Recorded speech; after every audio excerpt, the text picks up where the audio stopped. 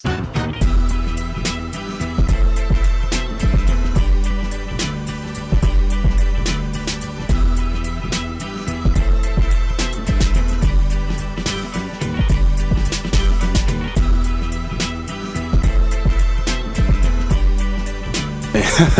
we live now, really.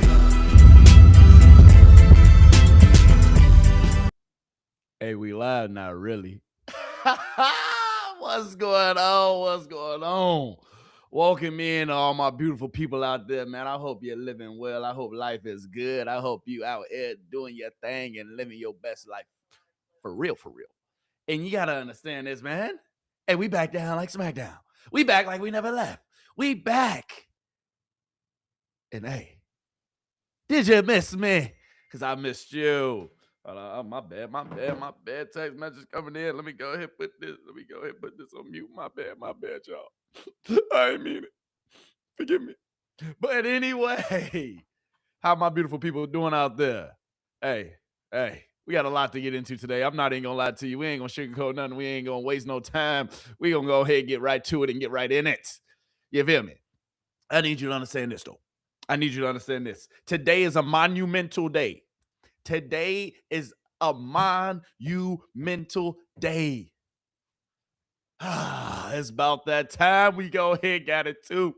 Not only how I made my money, but how you gonna be making your money. Because today we talking about them stocks. We talking about what? We talking about them. I jumped the gun right there. We talking about what? We talking about them stocks. Oh my goodness. Oh Lord. Yeah. We gonna get into it today. We talking about the stock market. We talking about how you can start making you some money. All the stocks that you need to be vested in 2026. Yes. The moment in time is finally here. Real estate talk is coming too. It's about that time. And hey, I can't keep all these gems to myself no more. I got to start putting you on. So yes, today is Stock Wednesday. Stock Wednesday, baby. So not only are we going to be talking about the stock market, we're going to be talking about Brad Stevens and what he had to say about Jaylen Brown. We're going to be talking about the QB battles in the NFL heating up. We're going to be talking about Cleveland, Minnesota, the Falcons. We're going to be talking about the Celtics. We're going to be talking about LeBron. And we're going to be talking about how you can make you some what? Some money. Hey. Yeah, man. Hey, like I said, I got a gems-packed episode for y'all today, man. I got a gems-packed episode for y'all today. I promise you, you're going to get your money's worth today. I promise you, today is the day where, we're going to talk about a little bit of everything. We're going to talk about how you can get rich. We're going to talk about how you can get your money. We're going to talk about how you can go out here and be great. Because I'm trying to be great and I'm trying to be on your level. I'm trying to be like you when I grow up. That's it. Can I be like you? I'm trying to be like you. Can we share the wealth? There's enough money out here for me, you, him, them, and her. Come on now. Hey, without further ado, let's go ahead and get right into it. But before we get started, I need you to do me one favor. Please make sure you send this to your mama, your daddy, your best friend of another friend, little Johnny, little Timmy. Don't forget about little Susie. Don't forget about little Josh too, because you know little Josh just moved in up the street, around the corner, down the block yesterday. You got to make sure he get this too. Don't be selfish. You can't be keeping all these gems to yourself. It's not right. You got all this knowledge. You got all this wealth that you about to get. You can't be selfish. Don't be selfish today. That's the name of the game. I won't be selfish. I'm going to not only get these gems to my mama, my daddy, and my brother. I'm going to get these gems to my sister, my grandma, my mother. I'm giving these gems to everybody. I couldn't think of a last one for the other one. But you get the point. Make sure you send us to everybody. All right, we good? Can we start now? We locked in? You send us to everybody you know? You send us to your mama, your daddy, your brother, sister? All right, because as you can see, I got a lot of energy today, man. We feeling good. It's Wednesday. It's hump day. The week almost over. It's a couple more days before you get outside and you finna be living your best life. I get that. I get that. But first, we got to talk about what you got to start doing with your money. We got to talk about some of the things that you need to invest in. We got to talk about something that you need to do with your money, and that's investing in the stock market. All right. Yes, it's investing in the stock market. I need you to understand, man. You got to be great out here. And the only way that you can be great, the only way that you can grow wealth, the only way that you can obtain the things that you want to obtain in this life is if, you putting a little money to the side. You're putting a little money over there. You're putting a little money over there. You expanding your horizon. You feel me? So with that being said, man, let's go ahead and get right into it. Do y'all know what a stock is? Do y'all know about the stock market? Do y'all like I'm asking seriously? Do you know what a stock is? Like a lot of people, I'm not gonna lie to you, a lot of people don't even know what a stock is. But today, here right now, here in this moment, guess what? I'm gonna let you know what a stock is. I'm gonna go ahead and put you on. I'm gonna go ahead and show you the ropes. And we're gonna go ahead and put some money not only in my pocket, we're gonna put some money in your pocket. All right, so once again, make sure you like, make sure you subscribe, make sure you hit that follow button, make sure you hit that like button. Wherever you're at, you're watching this on Twitch, YouTube, X, Twitter, whatever. Whatever you're watching this on, X and Twitter the same thing, but you get the points. Wherever you're getting this feed from, make sure you send this to everybody. All right, but let me stop talking. Let's go ahead and get into it because I know you're trying to make some money. I know you're trying to be great out here. So with the stock market and with stocks in general, if you don't know what a stock is, let me go ahead and explain it. And let me break it down to you in simple terms. Because a lot of people, they think, oh, the stock, that's just what rich people do. They invest in this, they invest in that. Nah. You rich too. So we need you to start investing in it too. Because it's not only for rich people, it's for people like you and me. All right? And I'm going to show you how you can get rich. And if you invest today, and if you do what you got to do today, you're going to take yourself tomorrow, the next day, and the next day. All right? You're going to be great out here. It's just going to take a little time. You're going to make money out here. It's just going to take a little time. You're going to get to where you want to be. It's just going to take a little time. You understand me? All right? So without further ado, let's go ahead and get into it. What is a stock? What is a stock? Well, to break it down, a stock is shared equity or shared ownership of a company. What does that mean? Ownership shares. A stock represents a partial ownership in a corporation. When a company wants to raise the capital to it's basically grow. So basically, if you want to raise capital, if you want to grow your company, say if I got a lemonade stand and I got the best lemonade stand in the world, but I don't got enough, I don't got enough money for all that. My pocket's a little empty, pocket's a little short. You feel me? So if my pocket's a little short, guess what I need? I need people like you and me to invest in my company. I need people to come bring me some more money so I can not only have the best lemonade stand in Texas, I can have the best lemonade stand in California. I can have the best lemonade stand in Florida. I can have the best lemonade stand in Illinois, in Chicago. You feel me? I can have the best lemonade stand everywhere. So essentially what a stock is ownership in a corporation. When a company wants to raise its capital growth, it divides ownership into units called shares, and it sells them to investors, right? So a company, my lemonade stand, they giving you pieces of the company. So guess what? Not only do I own a company, it's my company. You own a company too because you bought some of my stocks. You got a little money in your pocket. Money ain't jumping funny no more. You feel me? You got a little some. So with that, all right, you got to understand, what is inventory? So inventory with stocks, what does that mean? All right, so stocks refers to the physical goods.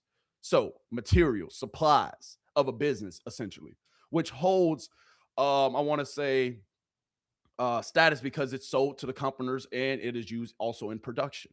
So the inventory, it includes goods, materials, supplies, and everything that has to do with a business. All right, to where customers and other things are used within the production of that said thing. So regardless, can we go ahead and talk about it? Can we go ahead and talk about some of this? All right, I'm just going to pull up Google real quick because if you don't know what some of this stuff is, I'm going to go ahead and show you that you can just look it up yourself. You can just go out here and just locate some of this information. All right, because when an investor buys a company stock, they become a shareholder. So say if I bought right now, I'm gonna show y'all a little something. I'm gonna show you the stock market. All right, right now for the example that we're using today, we will start off by using Bitcoin. All right, so we're gonna start off by using Bitcoin. All right, I'm gonna show y'all one of my accounts. In this account specifically, I don't got a ton of money in this account.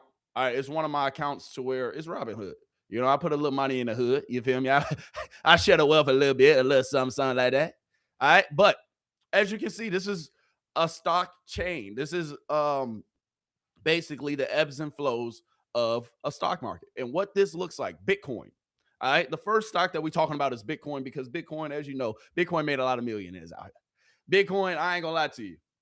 If I would have used my sense, if I would have just took about $5, $10 when I was in high school, if I would have just used $5 or $10, bro, not even, maybe $1 and put it in a Bitcoin, I would be a very, very rich man right now.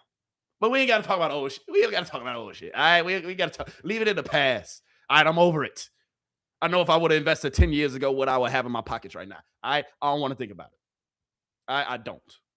Because if you see what Bitcoin been doing in the last 5 years, in 2021, it was only around 30,000.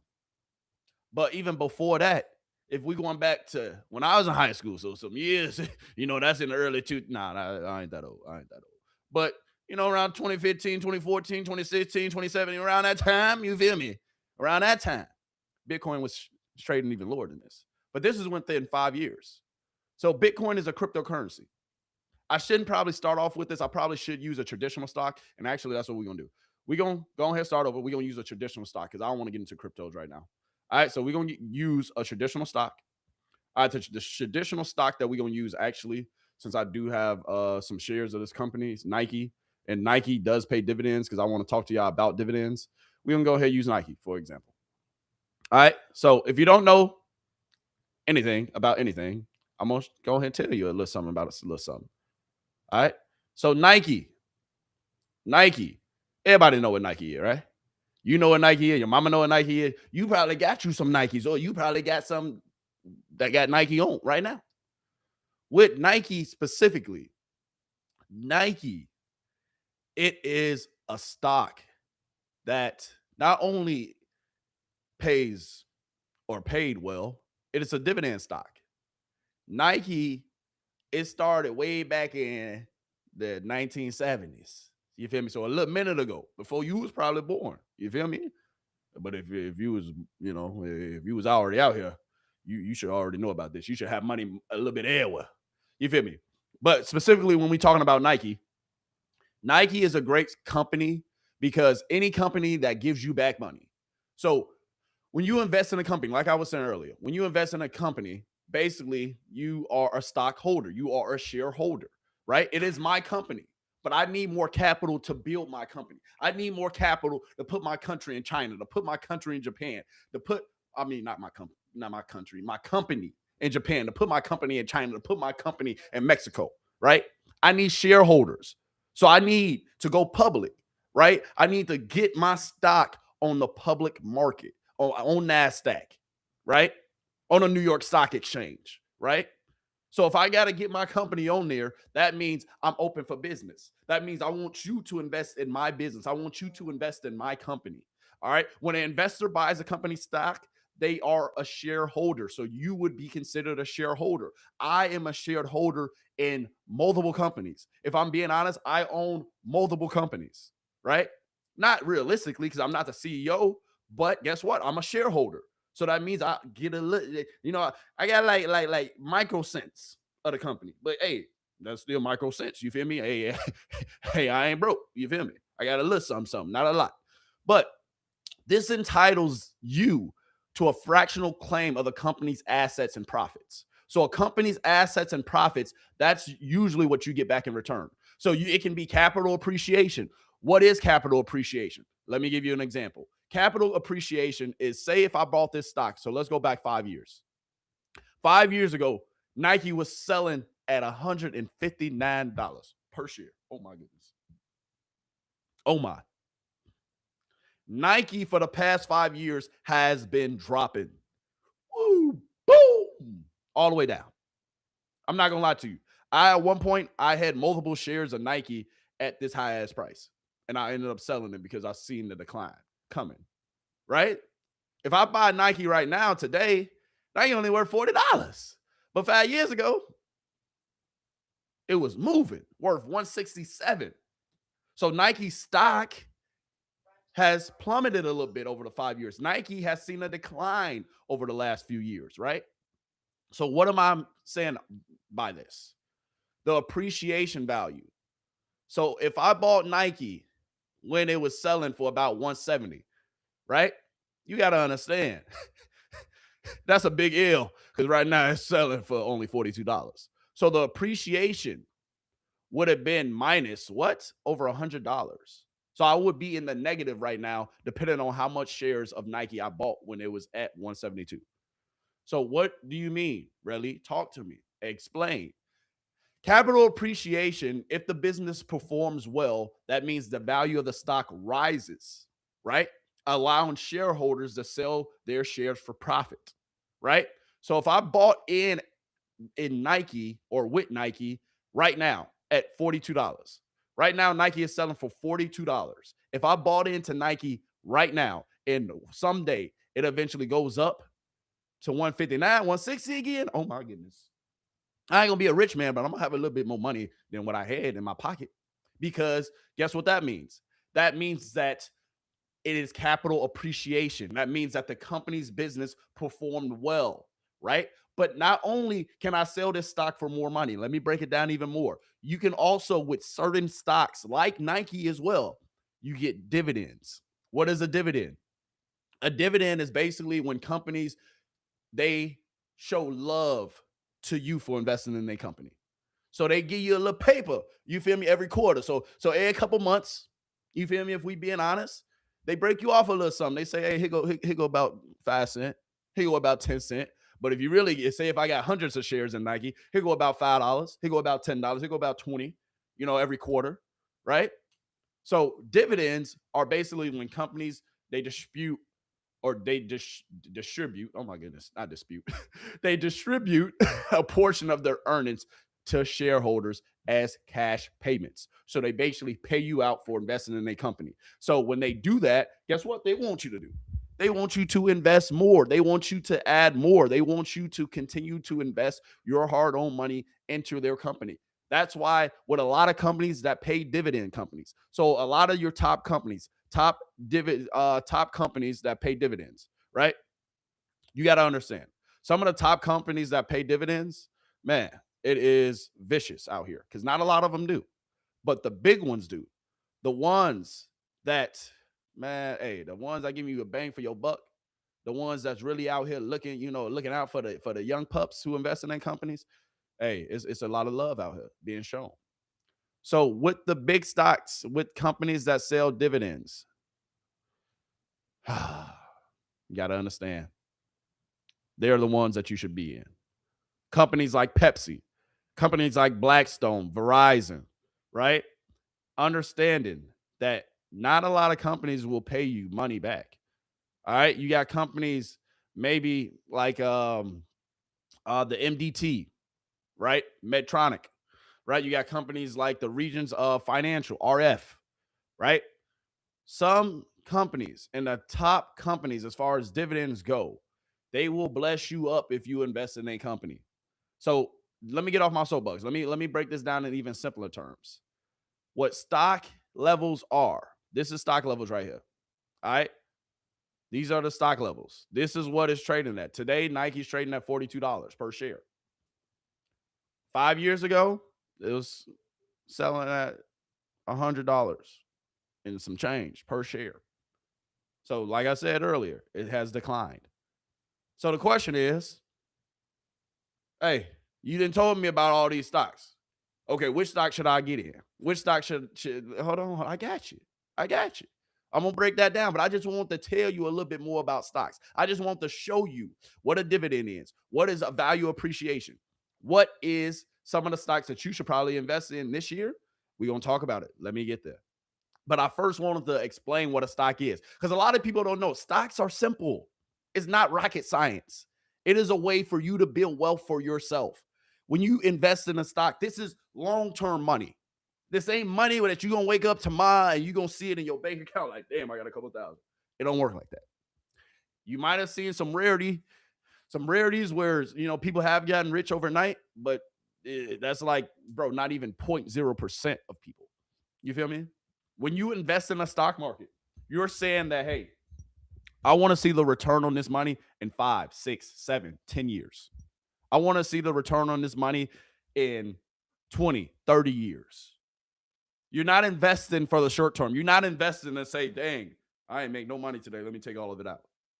Dog, no. When you invest in that money, when I press that send button, when I invest, boop, all right, I want that stock.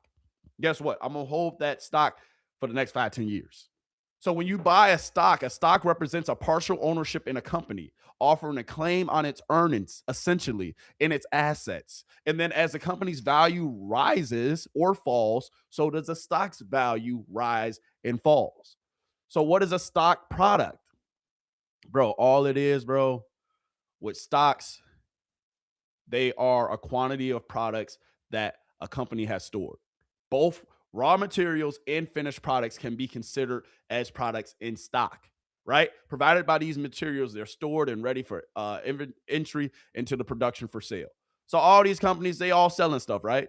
They selling stuff to consumers like me and you. You buy Nike stuff, don't you? I buy Nike stuff. I got a Nike shirt on right now. That's at Arkansas. I want to. Hey, we had some times over there, but different story for another different day. That's at Arkansas though. Former Division I athlete right here talking to you. I invested in stocks when I was at Arkansas. To be quite honest with you, I made money. I made a lot of money when I was at Arkansas, to be quite honest with you, by me investing in stocks, by me learning the tricks of the trade, by me surrounding myself and networking with the people around me. I made money. So essentially, now, summing it all up, you know what a stock is now. And if you don't know what a stock is, I advise you to come back next Wednesday, and then I'm gonna re-explain all of this. You feel me? But I'm not gonna go that much into depth. But if you really want to know what a stock is, can I find another video to kind of explain to you real quick? Is that okay? Is that okay? Can I put you on to another video real quick? Can you listen to somebody else explain what a stock is and not be upset? Because maybe you ain't understand what I was saying. Because I'm about to show you some stocks that you should invest in. And you're going to be like, why would I invest in that? You don't even know what you're talking about. Well, yes, I do know what I'm talking about. I teach this to kids. Well, I used to. Business education teacher, that's what I mean.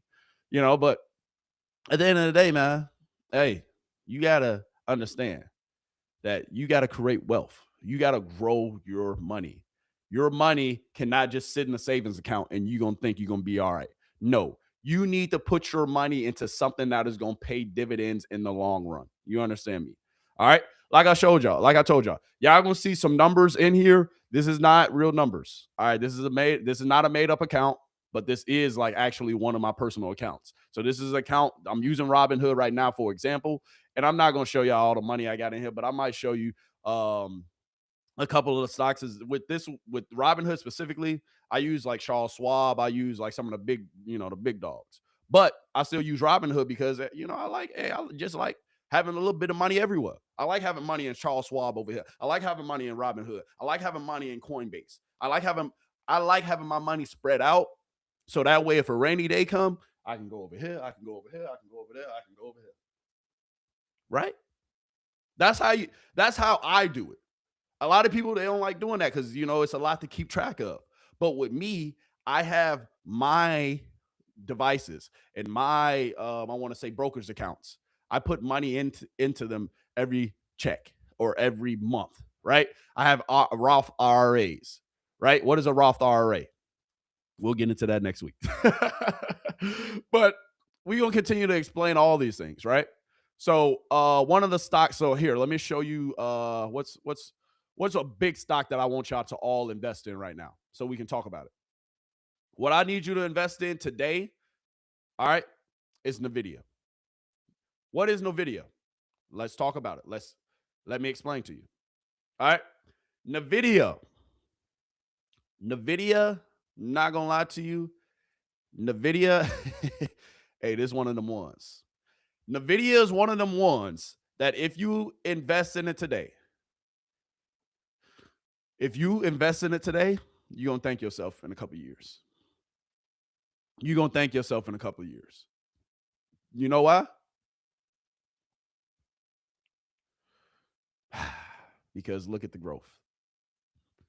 In 5 years, NVIDIA in 2021 was selling for only $19. In 2021, NVIDIA was selling for only $19. 19 bucks. That's it. Today, the stock is worth almost $203 per share. It has grossed 883% since 2021. That's only 5 years ago. So in 5 years, if you would have invested in this company and you know how much money I had in NVIDIA 5 years ago before I took a lot of money out to make some money moves? Bro, I had over 50 shares of NVIDIA because I bought it when it was selling at around $22. Ask me how much money I would have today if I would have kept my money in there. You can do the math. Do the math. Somebody in the chat, do the math for me. If I bought 50 shares and I had 50 shares in NVIDIA for, let's say, around $18, let's say $20. If I invested in NVIDIA for around $20 and 5 years later, it's worth per share $200, how much did I gross? $183 per share. So let's do 183. All right, simple math. Simple math. I hate math, but I like my money. 183 times 50 shares. I would have made $10,000 if I would have kept my money in there. That's not a lot of money. But now, what if NVIDIA goes to $1,000 per share, $500 per share? Instead of that 9,000 that boys would have had, right? Can y'all see that? Instead of that 9,000 that I would have had, I'm pushing about 20, 30 off of one stock. One stock. Today, I'm going to give you a baseline of stocks that I think you should invest in. All right. If you came here for LeBron talk, be patient. We're going to get there. If you came here for the Celtics and Brad Stevens talk and Jaylen Brown talk, we're going to get there. Be patient. If you came here for the QB battles talk around the league and what's going on in the NFL, be patient. We're going to get there. But right now, I'm trying to put some money in your pockets. Because if you don't know about NVIDIA, if you don't know about SanDisk, if you don't know about some of these companies, if you don't know about S&P 500s and indexes and EFTs, I am trying to break it all down to you today because I am a boatload of knowledge and I got to stop hoarding all this. I understand that, I love sports. I understand that that's my bread and butter. I understand I love reacting to videos. I understand I like doing a whole bunch of things. But it is now time for me to start giving back to y'all. It is now time for me to build the brand, build the company, and build it to a way to where y'all can not only thrive, but I can thrive too, and we can thrive together. Because there's enough money out here for me to eat, you to eat, and everybody and their mama to eat. You understand? Also, one of these days, so probably not next week, but the week after next week, I'm going to talk about acorns. I'm going to talk about some of these other little things that you can do to where you can build your money, because it's about building your money over time. It's about making your money work for you. Like I just told y'all, if I would have kept my money in NVIDIA and I would have kept my 50 shares instead of selling them, I will be $10,000 richer right now. It's a fact. It is a fact. But this is why the stock market is so crucial. This is why you should keep your money in these investments if you do decide to invest. Because at the end of the day, this is not a 1-year plan. This is not a 2-year plan. This isn't a 5-year plan. This is a 10, 15, 20-year plan for you. Because if you invest now, if you take some of your money, some of the savings, you take $20, $15, $5, it doesn't matter how much as long as you invest it. As long as you putting your money into a funnel that can potentially grow. You understand? And then not only that, you're putting your money in good companies that's going to be around for a while, companies that you're going to be able to look up one day and say, God damn, I thank God I invested in that company. Because I'm pissed right now that I didn't invest in NVIDIA and I took my money out of there. Well, I did invest, but I took my money out. I'm pissed. That's $10,000 I missed out on. Think about Bitcoin. If I would have invested in Bitcoin in high school in 2016, just sidebar. In 2016, In 2016, Bitcoin. In 2016, ask me how much Bitcoin was worth. $500. $500.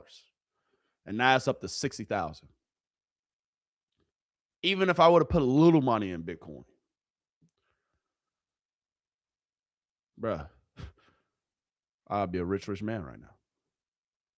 But we ain't crying over spilled milk. We ain't talking about old-ish. All right, we're talking about today. Back to the topic at hand. Why should you invest in NVIDIA? Well, NVIDIA is an American multi-international. So NVIDIA is an American multi-international tech company. It is headquartered in California. It is widely recognized as the world's leader in AI and artificial intelligence. The company designs and applies powerful graphics, processing units, hardware, software platforms, and data centers, and it drives the vehicles in PC gaming and robotics. So PC gaming, guess who the top dog in PC gaming? Guess who probably made the PC that you looking at? The PC God damn it, it's not even over here. It's probably it's on the charger over there. I was trying to show y'all my PS5 controller, but I don't know what my other one at. My other one all the way over there. But anyway, NVIDIA, guess what? It creates AI. It creates data centers. They created your goddamn PCs. They created the robotics, right? They've done all of this, right? This company, 5 years ago, I just showed y'all, 5 years ago was on nobody's radar. 5 years ago, selling around $20. Today, company is worth well over $200. Right now, it is stabilizing, right? Because you see the growth. Just in 2024, it was up $94. Just imagine 2 years ago, instead of spending that money in a club, instead of spending that money on a flight, on a trip, you could have spent that money on NVIDIA, and right now you'll be a couple $100 richer. That is what I want to get y'all in y'all heads. You don't got to invest all your money. You don't got to invest a ton of your money, but invest a little bit. A little bit goes a long way because that little bit, guess what? You invest a little bit today, a little bit more, a little bit more, a little bit more. It adds up. And when you retire, when you're out here sipping mojitos on a beach because of the investments you made in your 20s and 30s, even in your teens, if you're watching this, you're going to thank yourself. So going back to the video, NVIDIA has over 42,000 employees. NVIDIA has generated over $215 billion. Bruh, what? NVIDIA has a commanding market capitalization exceeding $4.9 trillion. $4.9 trillion. $4.9 trillion. What does that mean? Well, let's go ahead and break it down. Let me actually scroll down real quick. Let me scroll down. Because I was going to show y'all the amount of money I had in here because I really don't care. But then again, I don't know if y'all going to be able to like hack my stuff and, things like that. I don't really like the internet like that. And I ain't going to, trust y'all like that. But talking about NVIDIA. All right, let's go ahead and explain a little bit more. After this, I'm not going to spend as much time talking about the stocks as I'm talking about NVIDIA, but I'm just giving y'all an example of how important it is to invest in the stock market. I'm giving y'all an example of how important it is to invest your money. I'm giving you an example of how important it is to take advantage of these stocks that I'm going to talk to you about today. I'm going to talk to you about next week and the following weeks ahead. All right. So NVIDIA Corporation, it engages in the designs and manufacture of computer graphics processors and chips. All right. It's related to multimedia software. All right. It operates the following segments: graphics, processing, all that, PCs. You see it. So this is everything that you need to know about the company. If you don't have Robinhood right now on your phone, download it. Download it. Just download, create an account. You don't got no money to put in there today, that's fine. As long as you create an account.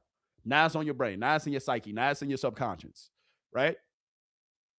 If we look at the market cap is around $4.2 trillion, bro. The dividend yield is around 0.14%.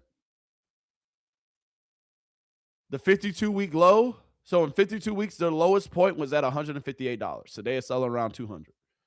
So its base right now, at least in the last 52 weeks. How many years in a month? So the last year is $158. That's its base. Now it's up at least $50 so far this year, right? And the year's not even over. So that's its growth. But the market cap, that shows you how many people have invested in this company. The market cap for this company is $5.2 trillion, bro.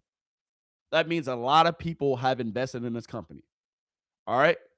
This company is a company that you should invest in. NVIDIA is a future of AI, essentially. Like, forget anything else I didn't say it. But NVIDIA, they went public back in January of 2022, back in 1999. NVIDIA stands as one of the most valuable and heavy traded technology companies in the world. I said technical, but technology companies in the world, because NVIDIA supplies the essential microchips. So the tech giants, NVIDIA supplies all the AI companies because they make the chips, right? They make the proxy servers. They make the global adoption for AI. They make the global technology for AI. And a lot of people use them. NVIDIA is like the shell, and then all these other branches come from it. So NVIDIA is right here. It's the shell, and then you have branches coming off of NVIDIA. NVIDIA will continue to rise. In just 5 years, I just showed y'all. In just 5 years, bruh. It started off 5 years ago. It was only worth $20. Now it's worth over $200. The stock market is real. It is not a facade. It is not just for rich people. It is not just for people who don't care. It is for people like you and me.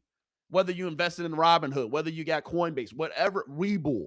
It's so many apps out here, so many things out here that you can have on your phone, that you can have in front of you, that you can invest in by just downloading the app and putting $5 in, $10 in.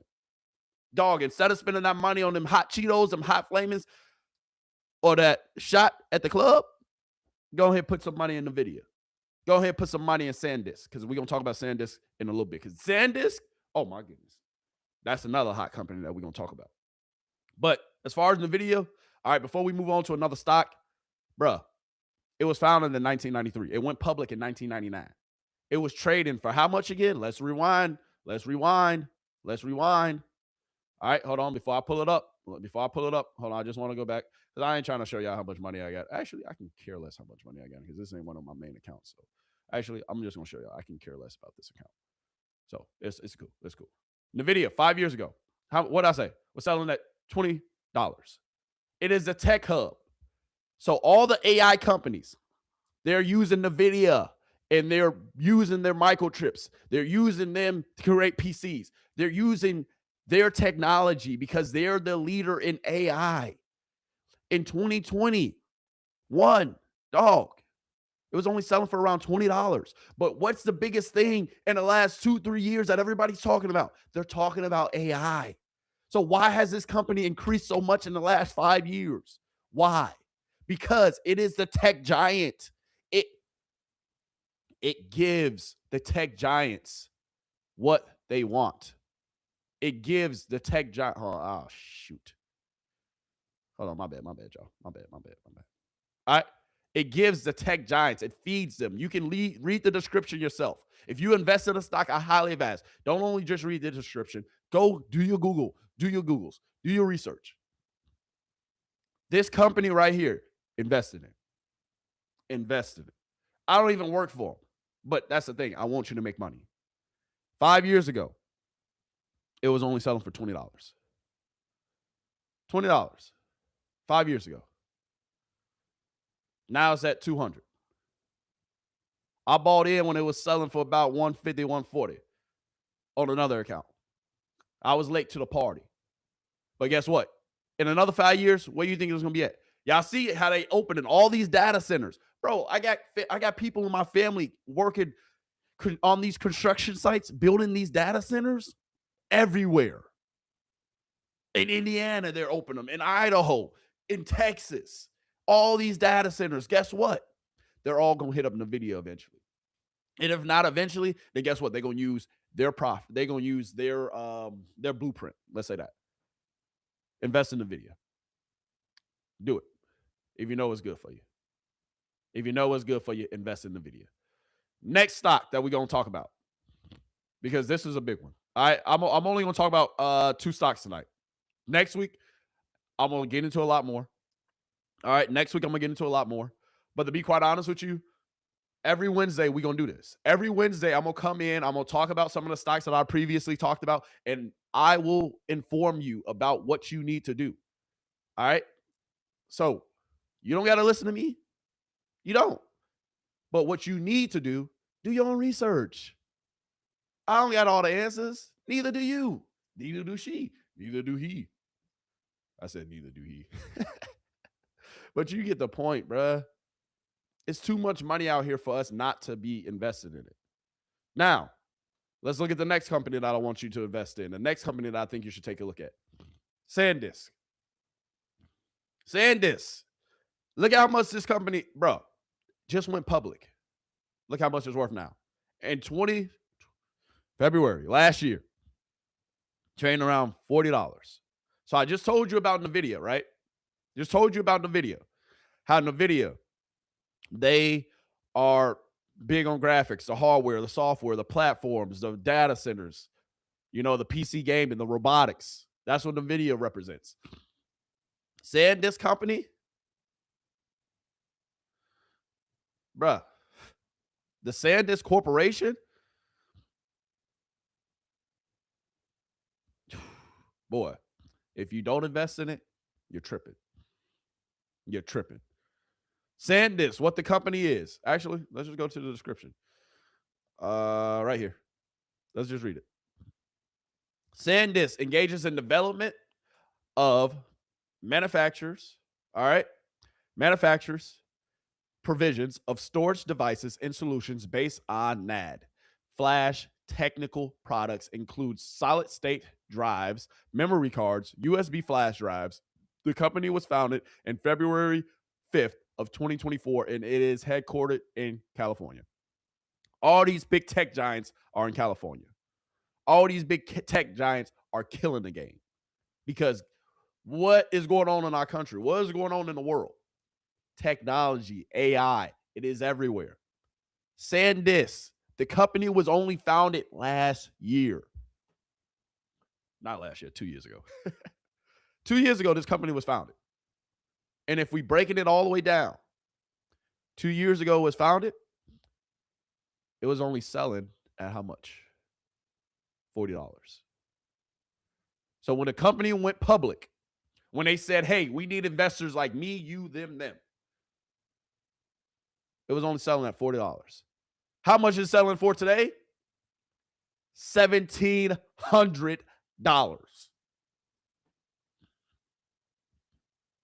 So if you was on game, look at this. If you was on game, because that's the thing, I'm upset. I wasn't on game when it first came out. I just got in, and one of it. So I think I got in towards the end of 2025. Right? I got in at the end of 2025. So I didn't pay some money from it. I ain't gonna lie to you.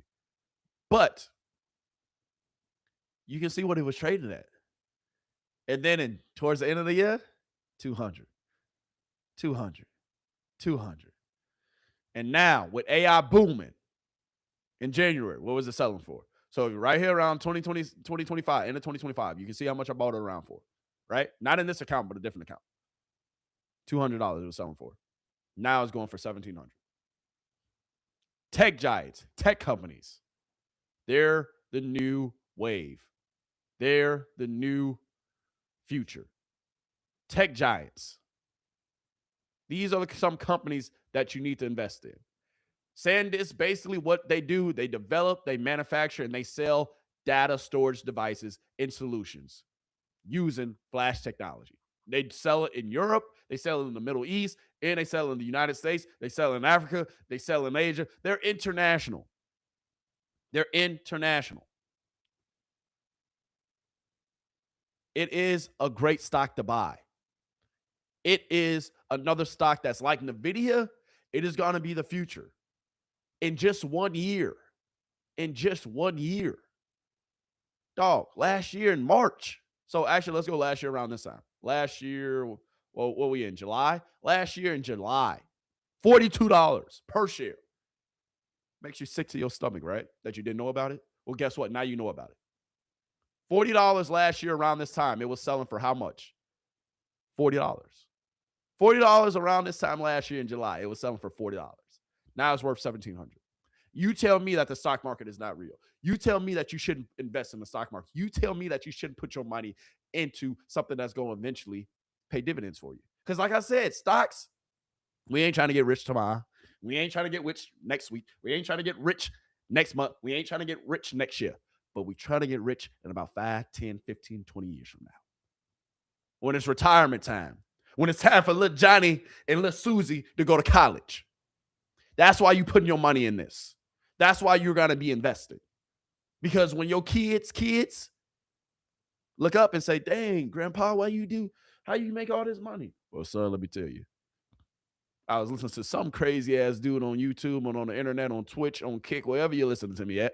And his ass was talking about NVIDIA. He was talking about SanDisk. He was talking about all this AI stuff that you see today. And when I bought in, it was cheap. At least somewhat. But then I held my money in there. And I only put $5 and I put 10, then it increased to 50, then it increased to 100. And then now 5, 10, 15, 20 years later, I can send you to college. I can take you on this vacation. Right? That is what the goal is. I don't need you to get rich tomorrow. I don't need you to get rich next week. I don't need you to get rich next year. I need you to get rich and play the long game. I need you to not get rich. I need you to get wealthy.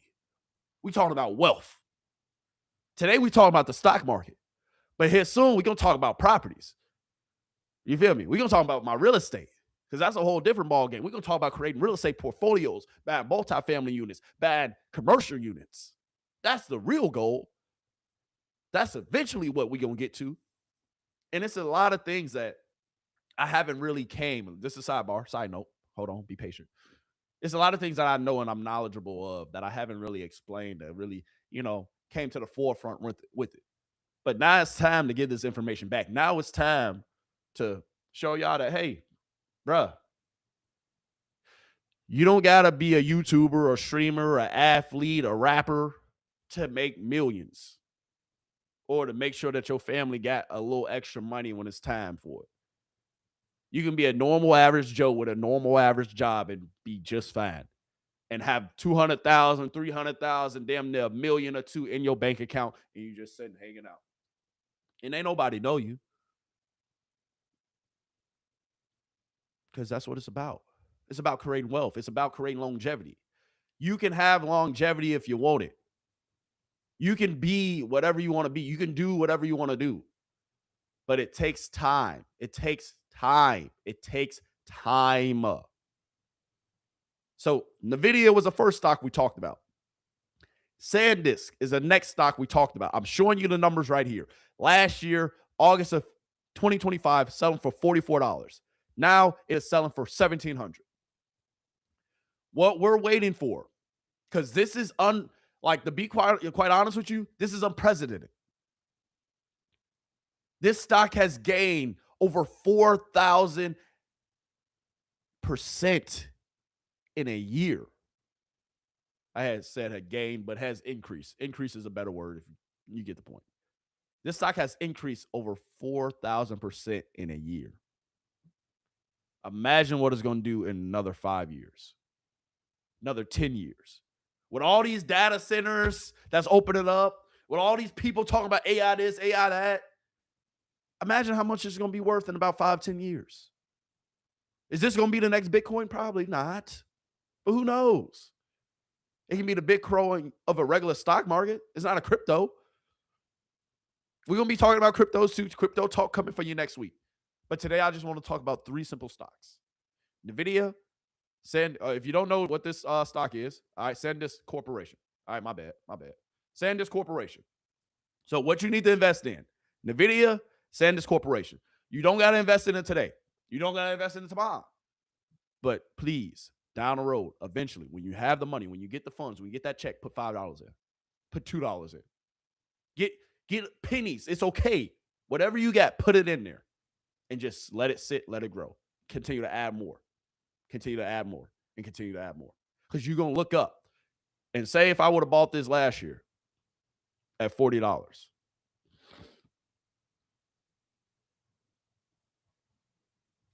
I'll have a little money in my pocket. I bought in about $400-500. Now it's worth 17. I made some money.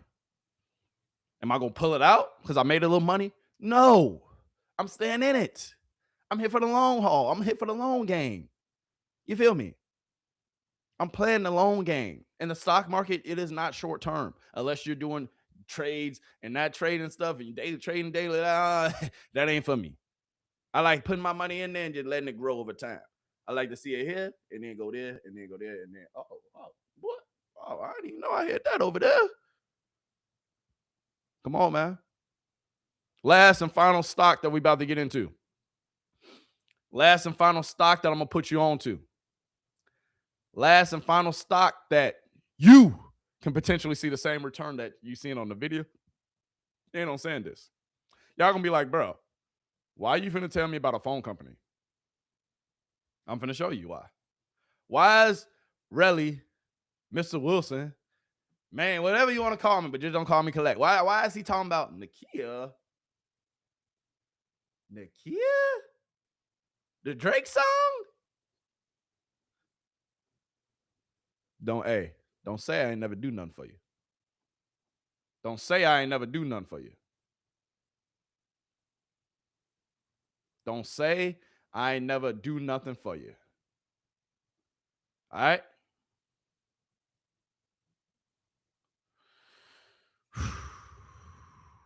When I tell you this, you're going to thank me. When I break it down to you, you're going to thank me. You understand me? If you don't know what NVIDIA is, it's a phone company, essentially. I mean, not NVIDIA, I'm sorry. If you don't know what Nokia is, it's a phone company, essentially, right? Nokia was basically Microsoft's subsequent company. Way back, this is like in 2014, when Microsoft bought Nokia. Microsoft, if you don't know, Microsoft has been doing this, taking a nice decline. But Microsoft owns Nokia. Microsoft, if we're looking at their stock, all right, because I'm gonna pull this up for y'all. Microsoft has been dropping. Actually, here, let's do it on Robinhood. Let's do that. Let's do that. I got 2 of these pulled up. All right, hold on, because I'm investing in Microsoft too. Let me see how much. Let me see something. Hold on, be patient. All right, so Microsoft.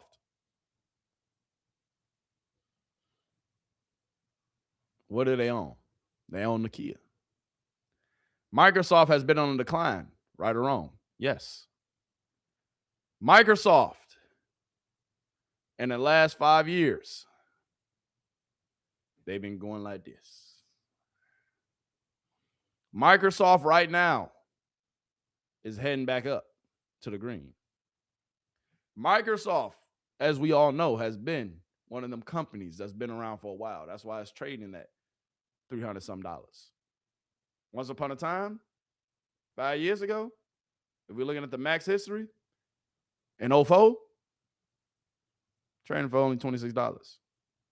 But this is how the stock market goes, y'all. It's always going to be growth.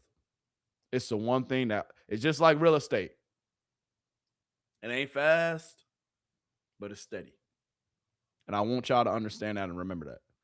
It ain't fast, but it's steady. So why am I showing you Microsoft and then I'm showing you a phone company? Well, my friend, I did just tell y'all Microsoft owns what? Nokia, right? Right? Guess what Microsoft is about to do now? Microsoft is about to sell Nokia to who? Or they're trying to sell Nokia to who? NVIDIA. I just showed y'all what NVIDIA did. Right? So why is NVIDIA buying a phone company? Why is Microsoft trying to get in business with who? NVIDIA. What is the hub? NVIDIA. What are the branches? The other companies. right? Are y'all piecing this together? Am I making a little sense? Let me know in the chat. Am I making a little sense right now? Are we cooking? All right. I'm about to end this segment in about 5 minutes. I got 5 minutes to go because I've been talking about stocks for a minute and I want to get into some of my sports talk. All right. But NVIDIA, their investment in Nokia, they're focusing on developing a AI RAN technology on the telecoms industry shift from a 5G to an AI 6G network. They are trying to make a 6G network. So essentially, NVIDIA, Microsoft, a branch. Now Nokia, a branch from where? NVIDIA. NVIDIA is embedding its graphics and processing units in Arc Pro commuting platform into Nokia's radio access software. So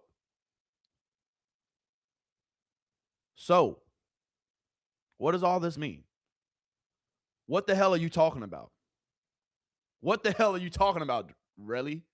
What, Mr. Wilson? Man, what you talking about? Nokia is positioning itself as a leader for AI native 6G network. They're getting into business with who? Who did I just show y'all? Didn't we just talk about NVIDIA? How much was NVIDIA just selling for? Asking for a friend. Was you paying attention? Am I cooking a little bit? Chat, let me know if I'm cooking. Let me know if I'm cooking, chat. Bruh. Nokia right now, $10 a share, bro. $10 a share. If you want to see your money go, boom, get you some Nokia. NVIDIA, I just told y'all.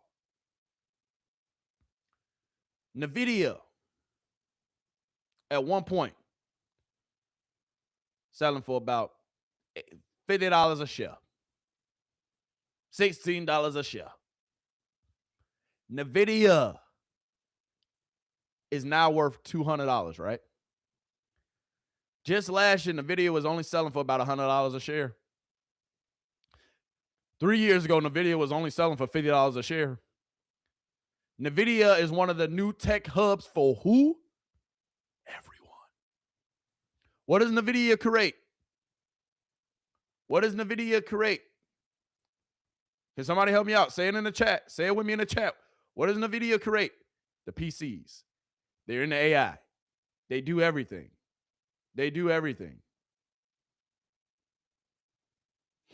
Come on, bro. Come on, bro. I told y'all who the nest egg, right? NVIDIA designs advanced computer chips, graphics, processing units, softwares, famous for gaming graphics, PCs, AI intelligence, artificial intelligence, power data centers, self-driving cars, robotics. NVIDIA is positioning themselves as a leader for a 6G network, for AI native 6G network. And who are they buying? Who are they in business with? Fucking Nokia.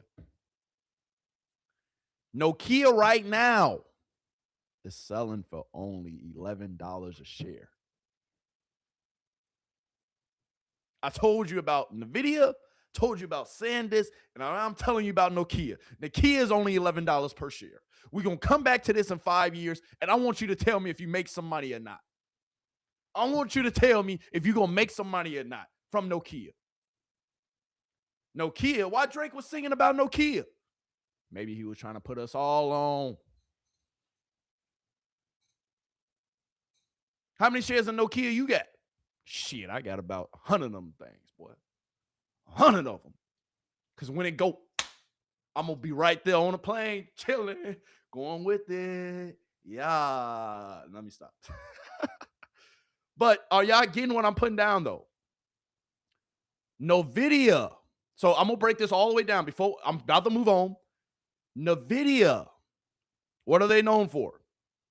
Designing advanced computer chips, GPCU graphics, AI, driving cars, data centers, artificial intelligence, robotics, and all that crazy stuff, right? SanDisk. What are they known for? What is SanDisk known for? Come on. They develop and manufacture and sells data storage units and solutions of flash technology. They're international. But now NVIDIA, they're trying to buy Nokia to position itself as an AI native 6G network. And if you don't believe me, bro, if you don't believe me,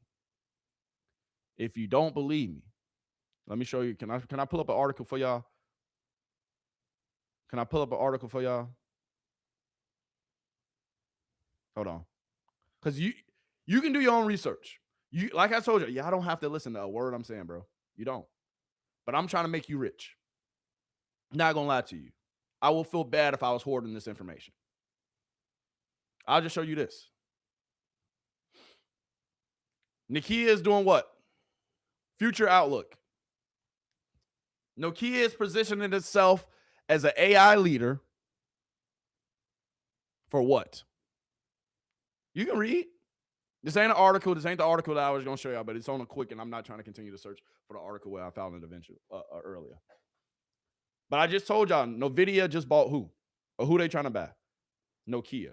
Nokia is positioning itself as a leader for AI native 6G networks. Right now we have 5G, right or wrong. NVIDIA, one of the big dogs in the game. Everybody uses NVIDIA, all the branches, from SanDisk, right? Microsoft, all these other AI companies. Who they got to come see? NVIDIA. That's why NVIDIA stock is going to continue to climb. Nokia, if they get in business with NVIDIA is trading at what? How much? $1 trillion per share. NVIDIA right now, 203, max all time, right?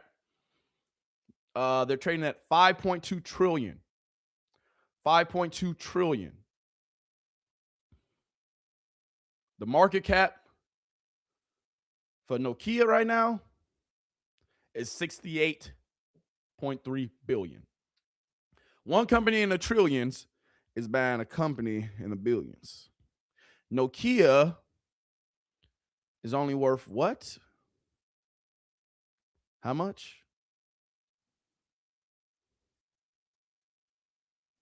$11 per share. Go do your research. Go do your own numbers. Go run your own numbers. Go do your own math. Because Nokia at one point in time was a good company. At one point in time, Nokia was selling for what? $32 per share. Now it's at $11. But they're getting in business, one of the biggest companies in the last, what, I want to say 5-10 years. You see what NVIDIA was just trading at, right? A year ago in 2025. Just jumped up to 203. We're moving in an AI-based what? Technology-based what? This is the modern day. Everything's going to AI. Everything's going to artificial intelligence. Everything's going to computer chips. Everything's going to PC, the graphics, this, and that. Nokia might be one of them ones. Might be one of them ones. Might be one of them ones. So I'm going to leave this with y'all. I want you to go do your own research. This is enough stock talk for the day. I done showed y'all and talked to y'all about what stocks are. I done showed you and talked to you about how to invest in stocks. With me, to be quite honest with you, the first app that I ever used, the first app that I ever bought a stock on is Robinhood. I've been using Robinhood for years. It's just I don't have all my money in Robinhood no more. I'm using the big dogs. I'm using Charles Schwab. I'm using like actual brokers and using like I actually have a broker You feel me? We playing with big money. You feel me? But I still like playing with little money. So yeah, I'm gonna go back to what my bread and butter was. So yeah, if I got an extra $50, $100, bet let me just put it in Robinhood. That's cool. Give my broker about 300, 400, 500. But let me give Robinhood a little bit. Let me show Robinhood a little bit of love, right? Right. I'm telling y'all, Nokia, don't sleep. Don't sleep, man. Don't do it. Don't do it. Don't do it. Just being honest with you. I just showed y'all who they trying to get in business with. Here, I even show y'all this tab. Hold on, let me share this with y'all. I'll share this article with you. I'll share this article with you. What does the article say? Yahoo Finance, right? This is Yahoo Finance. Is Nokia the best under the radar stock in AI to buy? This is the article's headline. Are they foreseeing what's happening? Look at what's to the top right. NVIDIA. Who's buying who? NVIDIA. They up about over 100% right now as far as percentage on returns. They're about to buy who? Fucking Nokia. This is Yahoo Finance. Go read the article yourself. Nokia's AI cloud sales jumped to 49% year over year. The segment now accounts for 8% of Nokia's total revenue. First 6G network. Just saying, bro. Once again, Nokia's positioned itself for what? To be the leader for AI native 6G networks. Nokia is how much? $11 right now. Hey, you ain't hearing from me. But if I'm you, I know where to put my money. Invest. More of the story, let your money grow. More of the story, give yourself time. More of the story, everything out here takes time. More of the story, you're going to be just fine. More of the story, invest, invest, invest. Don't invest for tomorrow. Don't invest for next week. Don't invest for next year. Invest for your future in 5, 10, 15, 20 years down the road. So that way you can see the dividends. You can see the fruits of your labor. Because if you start investing now, like I told you, NVIDIA just bought who? NVIDIA just did what? We talking about SanDisk, right? NVIDIA 2 years ago, 5 years ago, NVIDIA was at the same price Nokia is right now. Not even 5 years ago. $13 per share. NVIDIA just bought Nokia so it can be its next leader in AI 6G technology. 6G AI, the first 6G network. Right now, we on 5G, right? Let me show y'all an example. Right now, hold on, my phone is on sleep mode. Good, because I don't want y'all to see my text messages. What did I say at the top? What G is that? That's 5G, right? Is that 5G? Does that say 5? Hold on. What does the network say at the top? That say 5G, right? The network says 5G. The network says 5G. Right? And I just showed y'all what they trying to do. What Nokia on? They trying to get that 6G. And they just got bought by one of the biggest tech companies on the rise in NVIDIA. They just got bought by NVIDIA. You see what NVIDIA doing? How come Nokia can't do it? Especially when they got the backing of trillions of dollars with trying to create the 6G AI technology. All right, moving on. So now, if you came here for the sports talk, all right, if you came here to hey, hear me talk about Brown, hear me talk about Jaylen Brown, hear me talk about the NBA, hear me talk about the NFL, we about to get into it. But the 3 stocks that we talked about today, I'm going to put them right back here on the screen. The 3 stocks that I want you to not invest in, because I did say investing. I don't want you to invest in the stocks unless you really do your research and you really learn about it. At the end of the day, go do your research. Go do your own research. Today, I gave y'all a ton of information. I showed you what stocks were. I showed you how to buy a stock. I showed you some of the things that you can do easily. Just download Robinhood, bro. Give yourself a chance. The 3 stocks that we talked about today, the first one was NVIDIA. Buy it. You'll thank yourself later. Second one was SanDisk and Company. This company was just created in 2004, bro. In 2004. It started off being traded for only $40 per share. Now it's worth $1,700, bro. It's gonna hit the drop it's gonna hit the drop, but I guarantee you it ain't going lower than $1,000. Guaranteed. Guaranteed. In 1 year, it's already jumped, bro.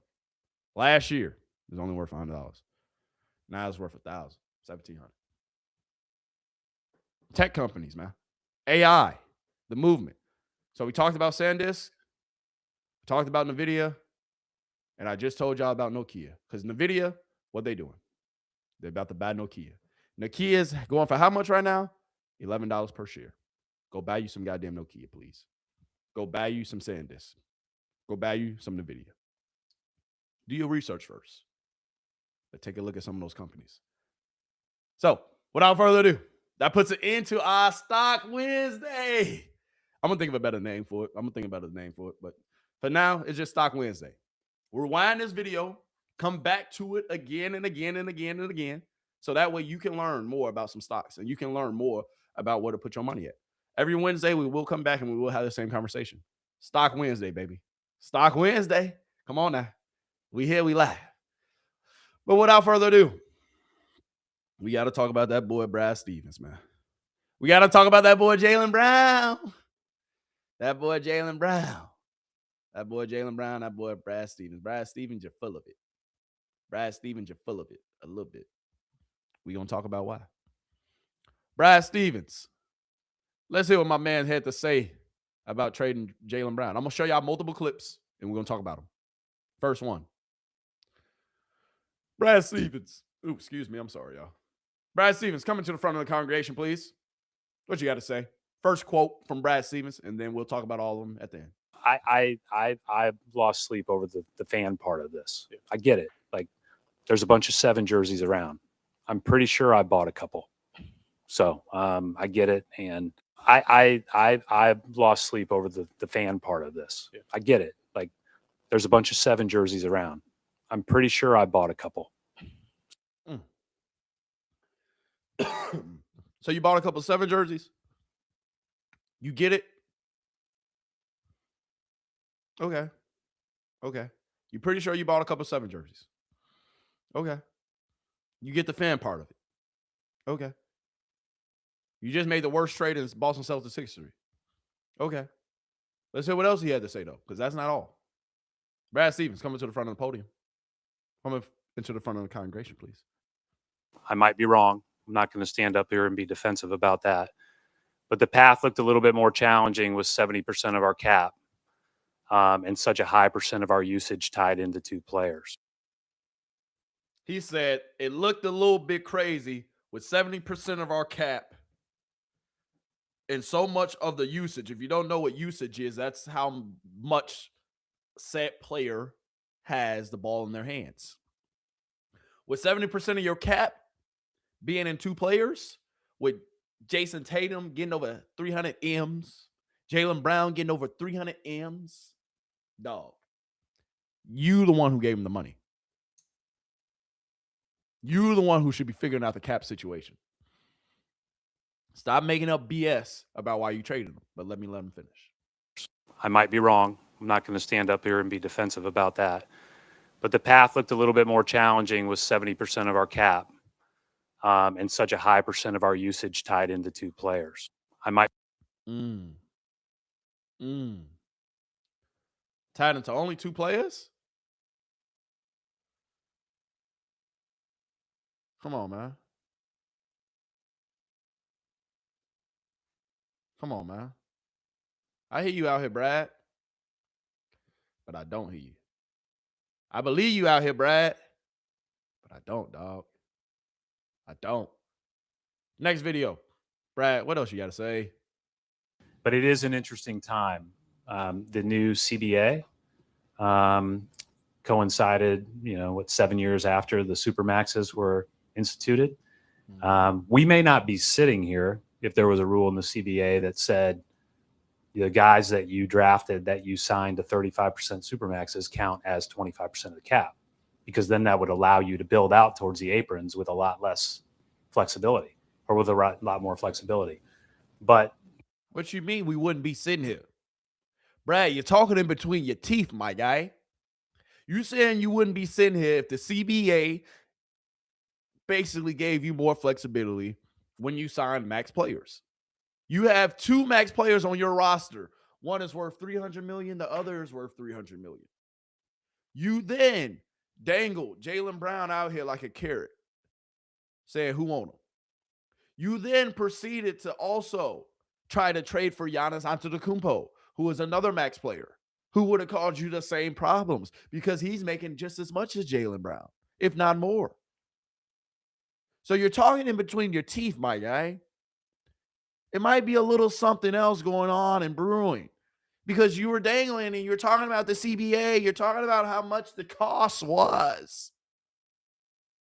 But you try to get Giannis, and he's a Supermax player too. So where is the lies? It's not making sense to me, but I'm going to let you finish. The reality is that, those are hard to build. And you even look back on, and again, I don't want to just throw a bunch of numbers, but like 47% of the cap is what those 2 guys were when we won it all. 47% of the cap was what those 2 dudes were. You said it, not me. 42% of the cap is what Jaylen Brown and Jason Tatum were when they won. 40% of the cap. That's almost 50% just in 2 players. I get that. But you using this as an excuse now for trading, getting rid of Jaylen Brown, when you were trying to trade him to get Giannis. Giannis potentially, if my math is correct, probably was making a little less than him. But it still would have caused you some cap issues, dog, because he's a Supermax player as well. Anyway, continue. Right? And that's just going up and up, and that's tough. So you would say this was primarily a move to restructure the books? No, I would say that it's a move to keep us at a very competitive level and give us optionality moving forward. But keep us at a very competitive level and give us optionality to moving forward. What? You don't even believe what you're saying, Brad. You don't believe it because you tried to get Giannis. So did the cap matter or did it not? I'm asking for a friend. Anyway, one more clip before I really dive all the way into it. Let's get to it. Brad, what else you got to say? And it seems like if other players around the league may be looking and saying, damn, if I put 10 years in Boston, this is how they're going to do me. Like, they're just going to dangle me and send me out. Like, do you feel like the organization took a hit? The reputation of the Celtics as a first-class organization, as an organization that treats its players right, took a hit when you kind of send a guy who was a finals MVP, a 5-time All-Star out, and it seems like you guys dangled him until you found something? That's why you try to be up front. It seemed like you guys just dangled him until you found something. Because you were saying, who on him? He played for y'all for 10 years. Finals MVP, Eastern Conference MVP, All-NBA player. Best two-way guard in the league, one of them, if not the best. And you traded him for a pack of Skittles and some Bubblicious bubblegum. Best two-way player in the league. Finals MVP. Got the accolades. Played for y'all for 10 years. And you're lying and you saying it's about the CBA. We were trying to restructure. We got 2 players who's 50% of our cap and this, that. But you were trying to get Giannis, who's another Supermax player who would have been another 50% of your cap because with him and Jason Tatum. Let's make it make sense. And now you trade one of your best players and now it looks bad on you, Boston. Now it looks bad on you, Brad. And now you just put more pressure on Jason Tatum. But we're going to talk about that in a second. Let him finish. Before, I can't control what other people might think, but I do think we've put in a lot of sweat equity, and I hope that Jaylen felt like we always treated him great when he was here, throughout the whole 10 years from the, obviously several great teams and everything else that came with it. I just say I would say everything Brad said I agree with, but if that were the case, that's not acceptable because this is the Boston Celtics. That's not what we're about, and we want this to be we have to be the best, and we want it to be the best place for players to play. And if that's the case, then we got to fix that. Whether perception becomes reality, we got to make sure that we deal with that. But that's not my take on how it went down. So, yeah. Let's hear it again. And it seems like if other players around the league may be looking and saying, damn, if I put 10 years in Boston, this is how they're going to do me. Like, they're just going to dangle me and send me out. Like, do you feel like the organization took a hit? The reputation of the Celtics as a first-class organization, as an organization that treats its players right, took a hit when you kind of send a guy who was a finals MVP, a 5-time All-Star out, and it seems like you guys dangled him until you found something? You did. You did dangle them until you found something. And you talking about this excuse, that excuse, that excuse, and this excuse. Bruh, just keep it a buck, Brad. Brad, keep it a buck, bruh. No need to sugarcoat it, bro. No need to try to lie. Dog, you're trading them for a pack of Skittles and some Bubblicious bubblegum. And I'm saying Bubblicious bubblegum because you got Paul George and he's 36. What is Paul George and Jason Tatum going to really do? Jaylen Brown, if we being honest, is just a younger Paul George. Is just a little bit better because he hasn't had any injuries like Paul George had. Paul George is a hell of a player, but he's 36, bro. Out of his prime. He had a good season last year, but he's 36. Out of his prime. So what are we talking about? Seriously, what are we talking about? I just want people to be honest, man. You traded him for a pack of Skittles and some Bubblicious bubblegum. It's okay. Just man it. Just own it. I get it. I respect it. Yeah, bro. Yeah.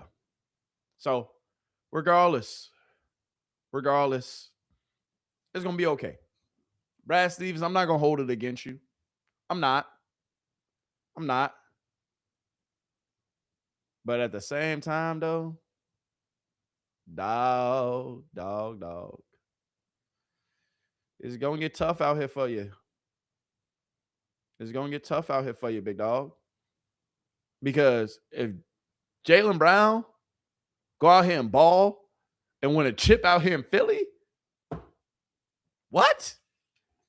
Once again, this trade will go down as one of the worst trades in Boston Celtics history. In y'all history, in y'all lineage, I mean, it speaks for itself. One of the most winningest franchises in the NBA history. But the trade that you just made, bruh, ain't no justifying it. Ain't no trying to be logical about it. Ain't no being honest about it. Stop it. Stop it. I get it, dog. So understand understand that it's cool. It's cool to just say we gave him up because we didn't want him no more. He wanted to play video games. He wanted to stream. We just want to play it who's going to be like Jason Tatum, be grown, have kids, and just play basketball. Just say that. Just say you ain't want to stream as an NBA player on your team. Just say it and be honest. Come on, man. Just say it and be honest.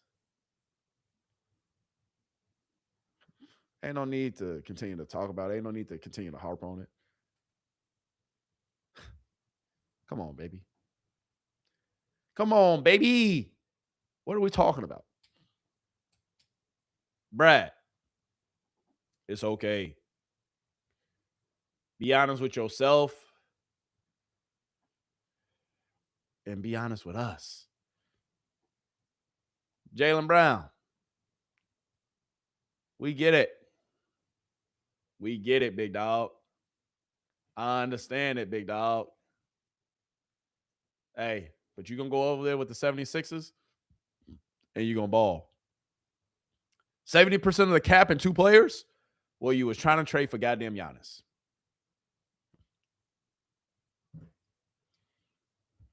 Just say you didn't want him on your team, bro. Say you want him to grow on the dope. Come on, man. Come on, man. Brad, it's your fault that this kid feeling like this, man. That's up to this kid, man, because I feel you, man. What do you want to say to Jaylen Brown? I love you so much, and you mean a lot to me, and you are my favorite player in the whole NBA. Oh, And baby. thank you for everything that you have done with the Celtics. Thank you. Can you put this in the mail for me? I will. I'll put it in the mail for you, baby. Man, come back one day. How does that make you feel, baby? Damn. Sad. Why are you sad? Because Jaylen Brown got traded. God damn, man. It's your fault, Brad. Got a little homie out here crying. Brad. Come on, man. Come on, Brad. And then you got a nerve to say some slick-ish. Say, I bought some jerseys too. I got some Jaylen Brown jerseys too. Bro, you didn't even pay for them, dog. You the head coach. Of course you probably got a Jaylen Brown jersey or two. You're the head coach. You're the head coach. But to be quite honest with you, you're probably lying about that. Because why would a head coach just have, he might have a couple jerseys. I ain't gonna stun on him like that. But still, dog. Still, dog. If I'm being honest,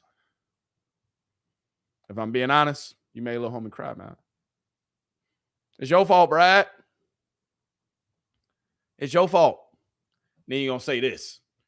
You probably seen the video. That's why you said this. I lost sleep over the fan part of this. I get it. Like, there's a bunch of 7 jerseys around.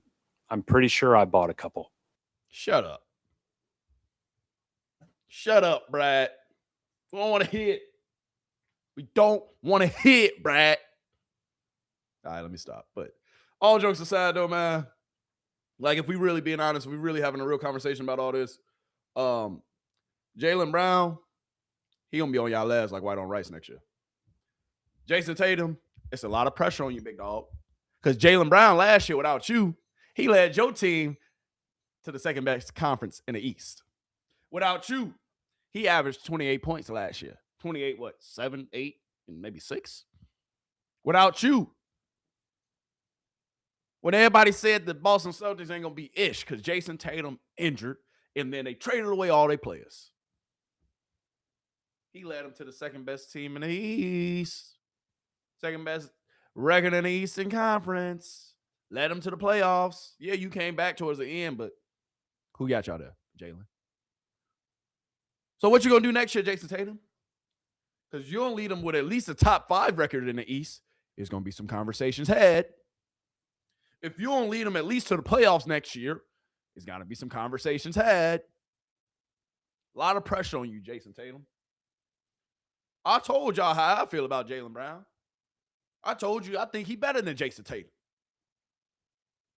But Jason Tatum, I need you to prove me wrong, big dog. Jason Tatum, I need you to show me. Shut the hell up. Watch what I do next year. It's my team. I respect it. I salute you. But it's a lot of pressure on you, big dog. Because of your man, Brad. Thanks, Brad. A lot of pressure on you, Jason Tatum.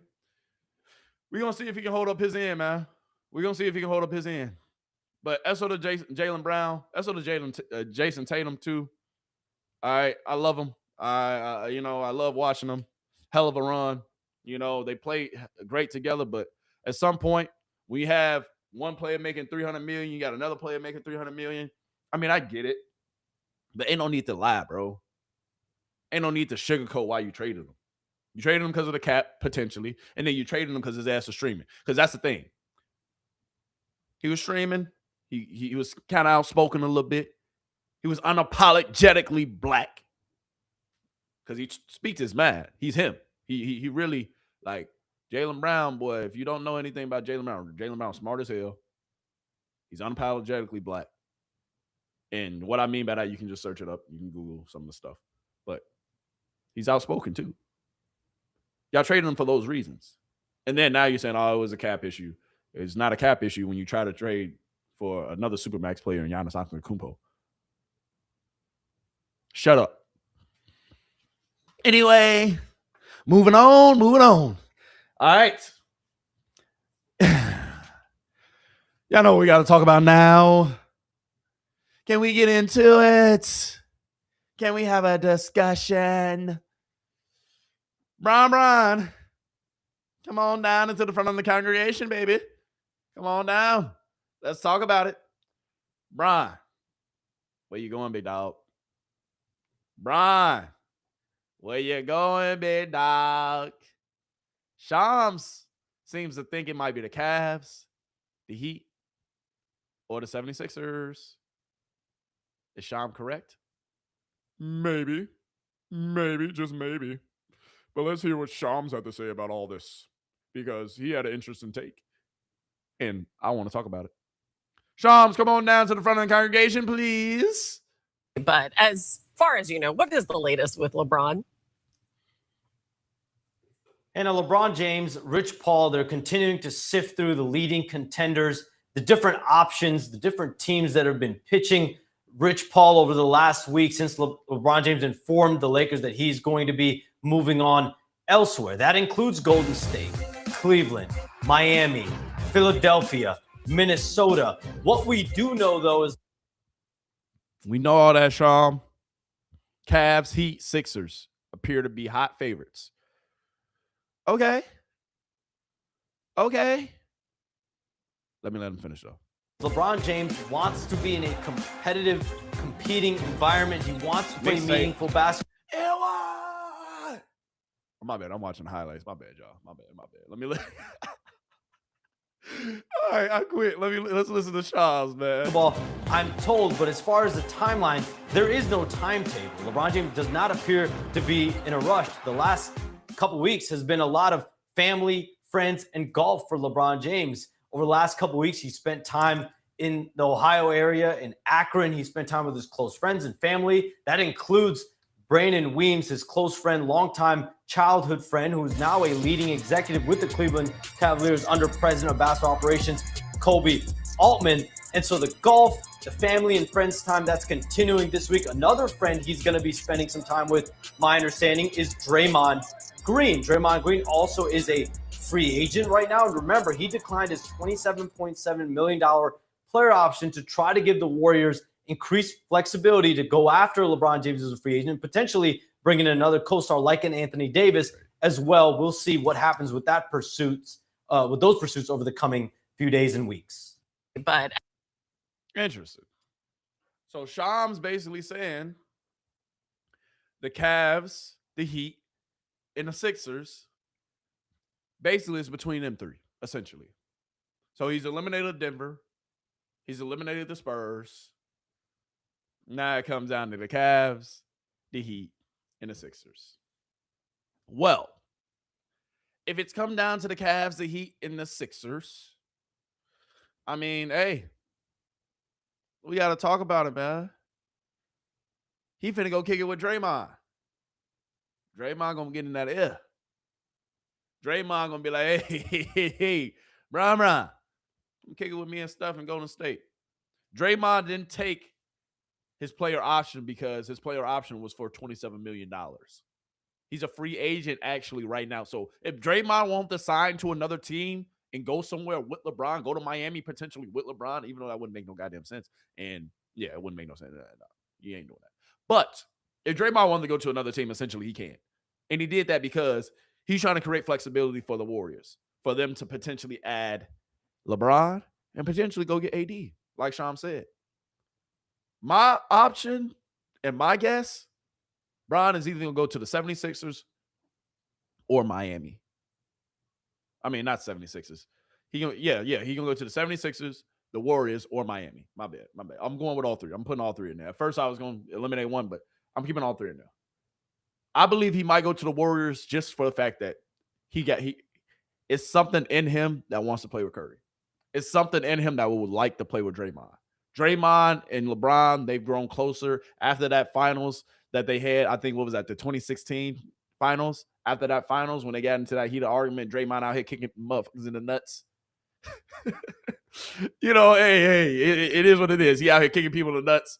After that conversation, they became best friends. So with Draymond not taking his player option, trying to give Golden State some flexibility to go ahead try to get Anthony Davis, go ahead try to get Bron. That's kudos to him. And now you finna go kick it with Bron. There's gonna be some convincing potentially being done. And if Bron just want to have some fun, man, they want to be the Golden State Warriors. The Golden State Warriors, you get it? No, just me. No, that went over y'all head. All right, it's just me. It is what it is. But anyway, the Golden State Warriors, if you go out there and try to go play with them, I like it. I'm with it. I believe that at the end of the day, he should. But do they give him the best chance to win? The clear team that gives him the best team to win, the best chance to win, we know who it is. Do we not? The clear team that gives LeBron James the best option to win is either the 76ers or Miami. Going to play with Bam and motherfucking Giannis? Dog. All they missing is Brown and a couple shooters. Facts. Factual. If you go to Philly, though, bring Philly a chip, that'd be nice, too. With that boy Maxey, that boy Edgecombe. Maxey averaged 28 last year. I told y'all about that. Embiid averaged 26 last year. I told y'all about that. Maxey is only 25. Jaylen Brown just got traded to the squad. He averaged 28 last year. Obviously, some of them numbers going to be adjusted because it's a lot more players who getting buckets. So some people might, Embiid might go to 24. Jaylen Brown might go to 24, 23, 20. Maxey might be at 25. They ain't going to be at 28, though. I promise you that. But, Brian, you can go there, win a chip, right off into the sunset, show them boys how to win. Or you can go there and start up a little dynasty over there. Win a couple chips a couple years in a row. Because I believe if Embiid can stay healthy, you mean Embiid? First of all, Maxey and Jaylen Brown together, I think that's a fucking deadly combo. Facts. And a healthy Embiid is better than both of their ass, if we're being honest. Embiid is him. 7-foot monster. Sharpshooter. Nah, let me stop playing. He can't shoot his ass off, though. Y'all know that. But the highest percentage of winning is if he goes to the 76ers. if he goes to the 76ers, there's a hell of a chance that that man might get another fucking chip. There's a hell of a chance that we might have to have a fucking different conversation. Excuse my, I'm sorry. I don't know why I'm cursing so much. It was just that kind of day. I ain't getting enough curse words out earlier today, I guess. But anyway, if LeBron go win another chip, we gonna have to have a different conversation. And I'm okay with having it. This still my GOAT. This still my GOAT. You feel me? This still my GOAT. I should have, I got Kobe's over there. I got Kobe's over there on the table too. I should go grab them. I ain't gonna grab no Kobe. But this still my GOAT. You feel me? Can y'all see it? Can y'all see the GOAT? This still my GOAT. That's what Kobe. This still my GOAT. But if LeBron was to win another chip, yeah, I'd be more open to that conversation. I would have to not be as biased as I am now, because we still got 5 to 4, and really 2, because I'm giving you the one that you won in LA, and I'm giving you the one that you won in Cleveland. The one that you won in Miami with Bosh and Wade and nah, we only got to get into it. Yeah, I can say Kobe, he had 5, but he got 3 with Shaq. Dog, but he wasn't like a second option. He was 1A damn near and 1B. Shaq is the most dominant big man in NBA history, yes. But Shaq wouldn't have won shit by himself. Facts. He needed Kobe. Facts. Bron didn't win nothing without Wade and without Bosh until he wanted to go link up with him. He needed them. Y'all can say, yeah, Kobe needed Shaq, but Kobe got 2 on his own too.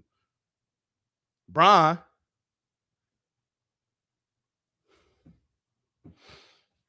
I don't want to get into this debate. I ain't gonna even go there. If you want to argue, we can argue about this another day about Bron championships. At the end of the day, they chips though.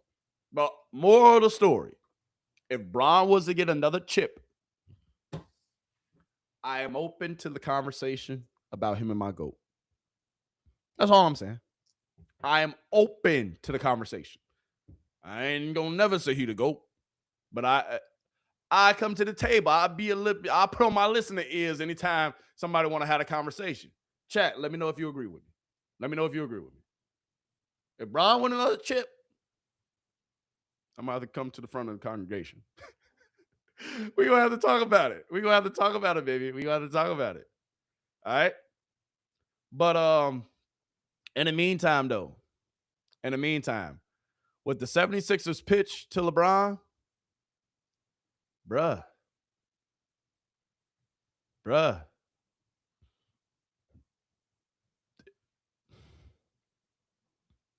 Is Bron gonna go kick it with Philly, bro? I damn near like to look at this shit already. This is overpowering, though. Bron, literally, you can sit your ass on a bench and just kick it all season until the playoffs come. Because this right here, oh my, what? Not fair, bro. Give him the chip now. You don't even need to have an NBA season. Give him the chip now. Maxey is an emerging superstar. Averaged 28 last year. Embiid averaged 26 last year and was somewhat healthy. Somewhat. Jaylen Brown averaged 28 last year. Two-way defensive stopper. Best two-way player in the league. You gonna link up with them? You gonna win a goddamn chip, Bron. Bro, like Embiid, Maxey, and Edgecombe not even pictured in that picture that I just showed you. Edgecombe not even in this picture, bro. Edgecombe not even in this picture. Edgecombe is like that too. He was a rookie last year. He averaged 16. He ain't gonna just fall to the wayside. But bro, the lineup is vicious. In 2K, that's all I'm playing with is with Philly. Who gonna beat me? like, bro, this. If he go to Philly, bro, you're winning the chip, bro. So, Brian, do you want to go have fun in Golden State with Draymond and Curry and potentially, is not for certain, potentially, let me say it again, potentially win a chip with Golden State and them boys, with Draymond and them boys? Do you want to do that? It ain't for certainty. You know, it's a likelihood that it might not happen and it won't happen. It's like 50-50 for real. If we being honest, it's like 50-50. Like 50-50, 50-50. Like 50-50 for real. So go to Golden State. Nicole, link up. Get the band back together with you and AD. I mean, hey. Ain't nothing wrong with it. But the likelihood of you winning the chip, Brian, not that likely, bro. So will Brian go to the Golden State Warriors? Is Brian going to go to the Golden State Warriors? Is he going to go to the Golden State Warriors? Y'all let me know. Is this team winning the chip? Hey, whoever made this picture, bro, I ain't gonna lie to you. Whoever created this picture is hilarious, bro. But it's so true. The Golden State Warriors or the 76ers, the young phenoms. It's a tough decision, bro. Do you want to have fun or do you want to win a chip? Do you want to have fun and just kick it right off into the sunset, having fun, kicking it, whether y'all win or lose? I think you will not regret going to play in Golden State with Curry and Draymond, just having fun and, you know, just going for it. But y'all will be considered the fucking Golden State Warriors. Or do you want to come win a chip in Philly? Because I ain't going to lie. Brian, if you end up taking your ass to the Cavs, no, my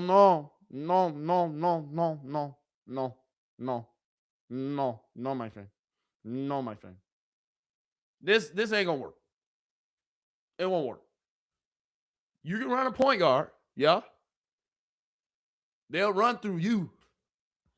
But we saw what the fuck James Harden is in the playoffs. At this point, he is what he is. He don't show up.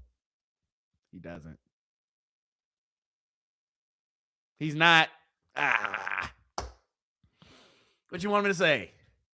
He's not good? Nah, James Harden's like that. But it seemed like in the playoffs, he just pause, but he just chokes a little bit.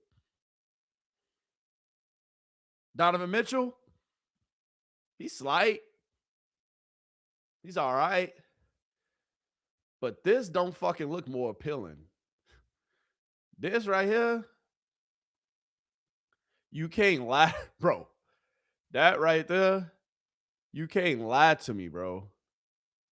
You cannot lie. You cannot lie through your teeth. Through your teeth. You cannot lie to me and say that is a better lineup than fucking this right here, bro. You go to the 76ers, Bron, you winning the goddamn chip.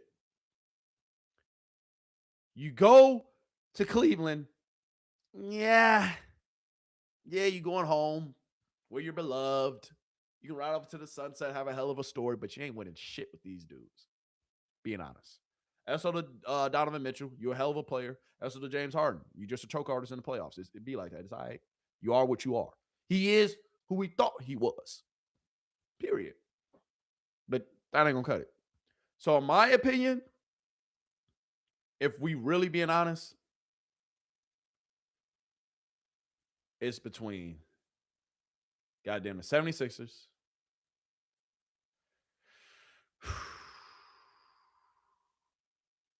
Philly,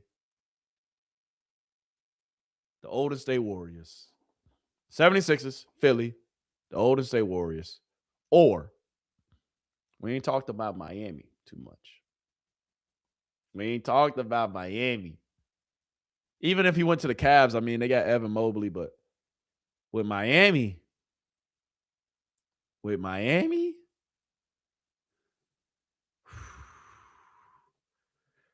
that boy, hey.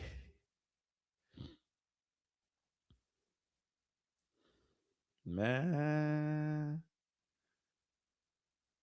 With that boy Giannis and Bam, you can potentially make some shake. Potentially. And if we being honest, y'all know what today is. Just a side note. Y'all know what today is? Today, how many years ago was that? Today, Bron. So, what was this? This was like 16 years ago. So 16 years ago. God damn, what the fuck? 16 years ago? I'm fucking getting old, bro.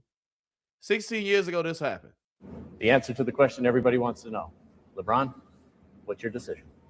In this fall, man, this is very tough. In this fall, I'm going to take my talents to South Beach and join the Miami Heat. Why? Like I said before, I feel like it's going to give me the best opportunity to win and to win for multiple years. And not only just to win in the regular season or just to win 5 games in a row or 3 games in a row. I want to be able to win championships, and I feel like I can compete down there. The answer to the question everybody wants. I want to be able to win championships, and I feel like I can compete down the road. This was fucking 16 years ago, bro. No fucking way, bro. No way this was 16 years ago, bro. That's crazy, bro. Time flies. I'm sorry, y'all. That just hit me square between the eyes, between the forehead. Because we remember when this happened. We remember when Bron said, hey, Cleveland, hey, I'm out. And they started burning. Hey. When he said he was out, they brought out all the lighters. Burning everything in Cleveland. But that just goes to show you, bro, like, that's crazy. That was that long ago, bro. That's crazy, bro. But will he choose the Golden State Warriors? Will he choose the Philadelphia 76ers? Will he choose to go back? Will he choose to go back to South Beach? Would he do it? Would he go link back up with Pat Riley in South Beach after he took his cookies from him? If you don't know, look it up. Look at the story that involves Pat Riley and LeBron James and his cookies. Ay. Look it up. I ain't gonna say too much. Y'all just look it up. But is he gonna go do it? Is he gonna do it? LeBron. What's the word, man? We going back to South Beach? We going back to South Beach? We going to Philly? Or we going to Golden State Warriors? Because it said, if we being honest, I just saw a report. They saying that trade talks have been picked back up with the Washington Wizards and the Golden State Warriors. They said the Washington Wizards, they thought about it. They're trying to see what they want to do. But it's going to get interesting. Because these are my 3 teams. The Golden State Warriors. The championship Sixers. I'm going to call it champion. I'm calling it 76. Championship goddamn Sixers. You know why? Because if LeBron goes to the goddamn 76, the Sixers, he's winning the goddamn championship. LeBron go kick it out there with them, he's winning the championship. So, we shall see. We shall see. I got hope. I have faith. So, Who knows? What's going to happen? Chat, let me know. Where y'all think Brown going? I just gave y'all the options. I'm tossing. I am throwing, not tossing. I am throwing away Cavs. Everybody say they think it's a Cavs, it's a done deal, but fuck no. Fuck no. That's why LeBron trying to be patient. That's why LeBron ain't made no decision. 16 years ago, LeBron made this decision. Wants to know, LeBron, what's your decision?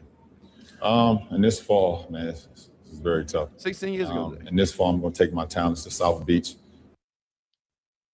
16 years ago, Brian said he going to South Beach. Okay, Brian. Where you going to go this time? Ain't no rush. You know why he ain't rushing? Because if we being honest, if I'm really being fucking honest, the reason why LeBron hasn't made a decision, because if I'm being honest, number one is the Golden State Warriors because he wants to go play with Steph. He won a championship already with AD. If he can get AD in Golden State and they can really become the goddamn Olden State Warriors. If they can become the Olden State Warriors, he would do it. He would do it in the goddamn heartbeat. I promise you he would do it. Got the big man in AD, got Draymond the enforcer. You got Curry who can create too. Space the goddamn floor. AD, if he can stay healthy, oh my fucking God, you got you a championship potentially there too. Not for certain, but it's a potential. And guess what? Even if you don't win a championship, you at least fucking go out having fun playing with your boys. Anthony Davis and LeBron was very, very close. They got the same agent. That's why AD ended up coming to fucking Los Angeles to go play with Bron. Because they had that relationship and Rich Paul made it happen. This is LeBron's first choice. Promise you. LeBron's second choice. It got to be Philly. There's no way you can turn your head against this young-ass roster. There's no way that you can turn your head and say, you know what? Let me lead the West where it's stacked, where you got OKC, you got Denver, you got the Spurs, I can keep going. Let me lead the West, and let me go take an easier journey over here to the East. Well, I got a young 25-year-old Maxey who just averaged 28 last year. I got a young Jaylen Brown who's still in his prime, who's only 29, about to turn 30 this year, who just put up 28 last year, and who just led their team to the second best conference in the East. I have another Joel Embiid. If that motherfucker can finally stay healthy for once in his career, he can be the best player on the floor, better than all of us. And when we kick it to him, shit, it's going to be crazy how spaced the floor is. You got to worry about Embiid. Got to worry about Brown, Maxey, and then if Edgecombe, who averaged 16 last year, come along, oh my goodness. This is a championship roster that Bron is really considering. That's why here, let's play it. Hold on, give me 2 seconds. I want to play this for y'all. I wasn't actually going to play it because I didn't want to, I'm not trying to get copyrighted. I'm not going to lie to you. But at the same time, I should be fine, though. I should be fine. Let's go ahead and play it. Because everybody talking about the 76ers. The 76ers is the next team that's up. You know why? Because look at this fucking roster. Golden State, the 76ers, and I believe that last team is Miami. You go to the Cavs, they go play fucking James Harden, Donovan Mitchell. They ain't proven. James Harden came in the playoffs. We know what he is. I just said that. We talked about it. You ain't gonna go do that. But let's hit why everybody's saying that my second pick, Golden State, are the 76ers. 1 and 2. Number 2 options. Let's see it. I can't tell you how many high school teammates, cousins, my brother, other family members have reached out to me in the last 2 weeks saying, is Philadelphia really a possibility? The Philadelphia sports fan would absolutely love LeBron James, especially if he finished the job. There's a 43-year championship drought for the Sixers. Look at that fucking lineup, bro. I told y'all about Edgecombe. Look who they got up there. See, I ain't got him in this graphic. My bad. But I told y'all about him. He averaged 16 last year. The dude was a goddamn rookie. Averaged 16 last year as a rookie. He's going to continue to come into his own. You can continue to show him the rope, show him the way. Now he's with a Jaylen Brown, with a LeBron James. 2 proven players in the league, NBA. Joel Embiid, he's a proven. Maxey, he's getting there. But what Edge come to learn from Jaylen Brown and LeBron, to have this core nucleus, shit can get real crazy out here, bro. Real crazy. But let's get back to it. It'll be 44 by the time if they hoist the Larry O'Brien trophy. 43 years since they won. 40-some years. LeBron, you go deliver a chip in Philly, it's a good fucking chance you can get your jersey retired by the Cavs, by the fucking Miami Heat. Would the Lakers retire your jersey? You did break the all-time scoring record with the Lakers, so fuck around the Lakers. And then if you go win in fucking Philly, they're going to definitely retire your fucking jersey. It's a chance LeBron can have his jersey retired in 4 different stadiums. That is fucking remarkable. I don't like how many teams you done bouncing around to. You feel me? My GOAT, shit, he won 5 with 1 team. Just saying. We know you a hopper, you a bunny hopper. You go from team to team to team. It's okay. We come to understand that, Bron. And to be quite honest with you, I'm fucking okay with it. Your greatness is your greatness. You are who you are. Right? Right? He is who he is. But if he wasn't win a championship in Philly, it's at least 3 teams that's definitely retiring his jersey. Miami, the Cavs, and definitely Philly. LA, yeah, they already got hella jerseys in the Raptors. If they retire a couple more shit, they ain't gonna have no more fucking jerseys even for the players even well. But 3 though. 3 jerseys retired in 3 different stadiums, potentially 4. Shit'd be crazy. Let me let him finish. In June of 2027. If LeBron was able to see through and make his career 4 different stops with 4 championship trophies, that further cements everything that he's done. On the other side of it, though, it becomes a kind of a desperate move or a move that doesn't match up with his other 3 stops if he doesn't win. Versus he goes to Cleveland, we know there's less pressure to win a championship there. It's about going home. Goes to Golden State, those guys have already won 4 championships. That Bay Area fan base has been spoiled plenty. It would be more about the hang with his friends. See, he's saying everything that is he not saying exactly my talking points? And I promise you, I did not watch this video all the way through. I didn't. I knew he had that talking point, so that's why I wanted to say it. But I'm telling you, these are his 3 options. He can go back to the Cavs, bro, but you ain't fucking winning shit. Maybe, actually, let me take it back. Maybe you can get James Harden to actually fucking start playing in the playoffs. Maybe if James Harden with you, maybe that's less pressure on him in the playoffs. I don't know what the fuck goes on with James Harden when he get in the playoffs. Who knows? He don't show up. He has the most turnovers in playoff history. Look it up. He's a shell of himself in the playoffs. It's a fact. So, before we get off LeBron, I know we've been touching on LeBron, Ryan, for a little bit, but let's have a goddamn conversation, though. If we really having a goddamn conversation, where's LeBron going to end up? Is he going to the Golden State Warriors? Let me know in the chat. Hey, I'm dead serious. Let me know in the chat. Is he going to the Golden State Warriors? Is he going to the young championship Sixers? I'm calling them a championship Sixers because I'm speaking into existence because I know what's going to fucking happen if you go there. I'm damn near might have to pull on the goddamn Philly jersey. I already got my, hey, you saw them. Hey, do I got to go get my Knicks jersey? I just ordered the Jaylen Brown jersey. That's coming soon. Or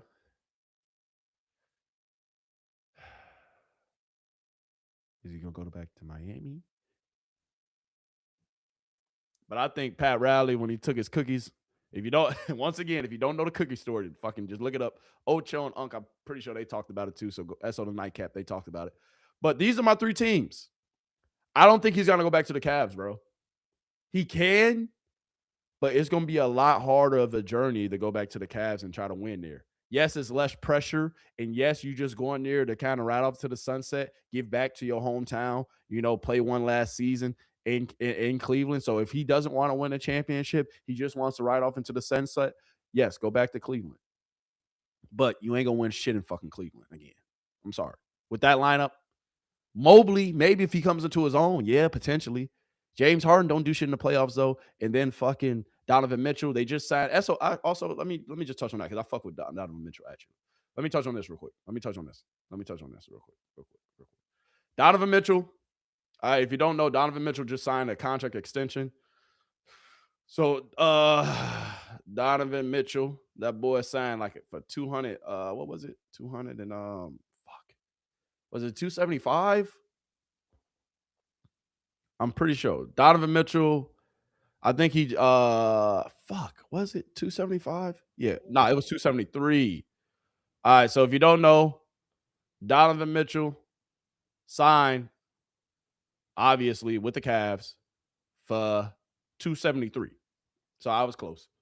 273. That's Donovan Mitchell. Just wanted to give him a shout out, but Brown ain't fucking going to Cleveland. I'm sorry. I'm sorry. You can be mad all you want. He's not going to Cleveland. Let me know in the chat where y'all think Brown going. Like, I'm dead serious. Right now, I need to see my chat blown up. Let me know in the chat. Where is Brown going? Whether you're on Twitch watching this, whether you're on Kick, whether you're on YouTube, let me know in the chat. Where he going? All right. Go Golden State Warriors, potentially. But I just told y'all my top three. My top three, I don't think it's no better top three than mine. I'm not going to lie to you. The Golden State Warriors, the championship Sixers, or fucking Miami. Where you going, Brian? Miami, to be quite honest with you, if I'm ranking this, I'm going to put Miami damn near in that fourth place position as teams he might go to. Because I think he'll go to Cleveland before he would end up returning to Miami just because of Pat Riley. But if he wants to win a championship, this would be a fucking heavy-ass, heavy-ass lineup. But that's crazy. We were just talking about Robin Hood earlier, was we not? If you haven't tuned into the stock portion of the video, on here, rewind this back. I put y'all on the 3 stocks. Go learn about those 3 stocks. But that's kind of crazy and ironic, right? We just talked about Robin Hood, and I was showing y'all things on Robin Hood, and now it happens to be right there. I knew they were sponsored by him, but random. Anyway, Miami is 4th on the list. So I got Golden State Warriors, championship Sixers, Cleveland, and then Miami. Just because in Miami, they don't got no backcourt, bruh. This is a big-ass team. But who the fuck gonna score? I mean, not score, but where my shooters at? They added too many pieces. If they would have got Rachi Hachimura, they should have. Damn, Pat Riley, what the fuck? You could have got Hachimura over there. Hachimura just signed with the fucking basement bottom tier Clippers for nothing. I think he got 2 years for $30 million or something like that. Rui Hachimura played ball last year with LeBron. He just got a little bag to play for the Clippers. Pat Riley, I'm pretty sure if you would have got him to go to Miami, potentially that would have enticed Brian a little bit more. But Brian, he's not going to goddamn Miami. Golden State or the championship. Olden State, my bad. Olden State or the championship 76ers. Let me know in the comments where you think he's going. But without further ado, moving on. As on LeBron Brown, though, as to the 76ers is honestly, I will be fucking all the way tuned in if he went to Philly. I'm not going to lie to you. I would. I'm not even a LeBron fan. I'm not. But it'll just be great basketball. Even if he went to the Golden State Warriors, I would still be tuned in. I'm not going to lie to you. Bron, at the end of the day, he's fucking LeBron James. Like, wherever he go, we're going to be tuned in. But I'll be more tuned. If he go to Cleveland, I'm not really going to give a fuck. I'm not going to lie to you.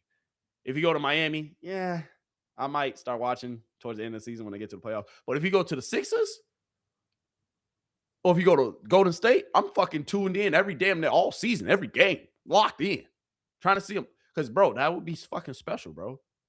That would be some great fucking basketball being played with him, Curry, Anthony Davis, Draymond. Like, bro, that's damn near the end of a fucking era for real. Anthony Davis, that motherfucker ain't young no more. That boy up there. He about 33, 32. That boy getting up there too. The Golden State Warriors are really old out here. Fuck you talking about that graphic that I showed you was not a joke. The motherfuckers are old. And it's smart, honestly, for the Washington Wizards to engage back and forth with the Golden State Warriors. Because the Golden State Warriors, they just re-signed Steve Kerr. They want Steve Kerr to come back, and Steve Kerr ain't re-signed for fucking shits and giggles. Steve Kerr came back to win a fucking championship, another championship in Golden State. If LeBron went to Golden State, yeah, if they win a championship, it won't mean as much because Golden State have won 4 without him, but it still will mean something for LeBron's legacy and for his career. He did it with his homies, with his friends, and they old as hell. That would be fucking historic. That would be fucking great to see. They see Curry get another ring, see Brian get a ring, see Anthony Davis get a second ring. Damn, they come into the conversation of being one of the top 5 centers, best top 5 centers of all time. My bad. Top 5 centers of all time. He would come into that conversation. But I don't know. Y'all let me know what y'all want to see, man. What do y'all want to see? Like, he go to the Sixers, bro. Give him the fucking championship. Don't even need the season. With Maxey, Edgecombe, Embiid, Brown, bro, what the fuck, bro? That lineup is like, if I'm Bron, bro, if Anthony Davis can't go to Washington, if Anthony Davis can't leave the Wizards, if the Wizards aren't willing to trade Anthony Davis, I'm not going to Golden State. I'm not doing it. I'm going to the 76ers.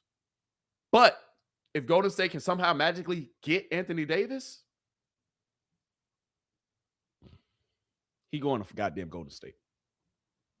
Point blank period. He can stay in California. His family ain't got to go too far, because that's another aspect people ain't thinking. That's another reason why he's waiting. He hasn't made a decision. If I showed you guys earlier, once again, LeBron, on this date, however many years ago, he made the decision, right? 16 years ago, LeBron made the decision. And now look at Bron today on a golf course. Bron today on a golf course over here, bobbing his head, looking like goddamn boy. Hey, Bron funny, boy. I don't care what nobody say. Bron funny. LeBron James, next decision, I'm taking my talents to the golf course. That's what LeBron. Bron there, funny, boy. That's what LeBron, boy. But 16 years ago, he jamming because he like, damn, 16 years ago, that shit go fast. Yeah, we know, Bron. But regardless, though, all right, this is going to be interesting. It's going to be interesting. It's going to get interesting. The comments, y'all being some ghost watchers right now. You keep continuing to blow it up, though. I'm going to let y'all live. But regardless, though, regardless.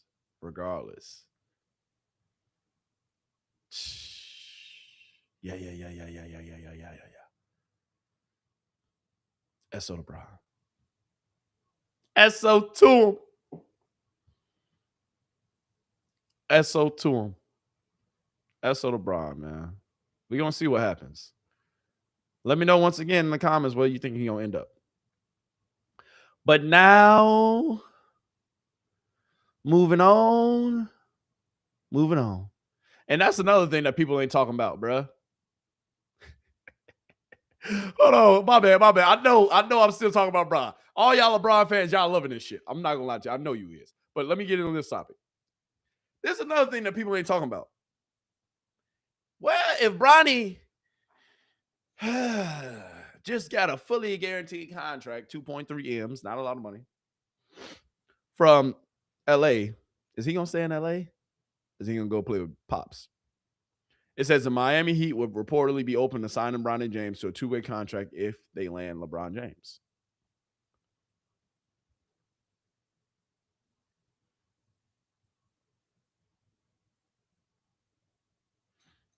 Can this get him to Miami? Potentially.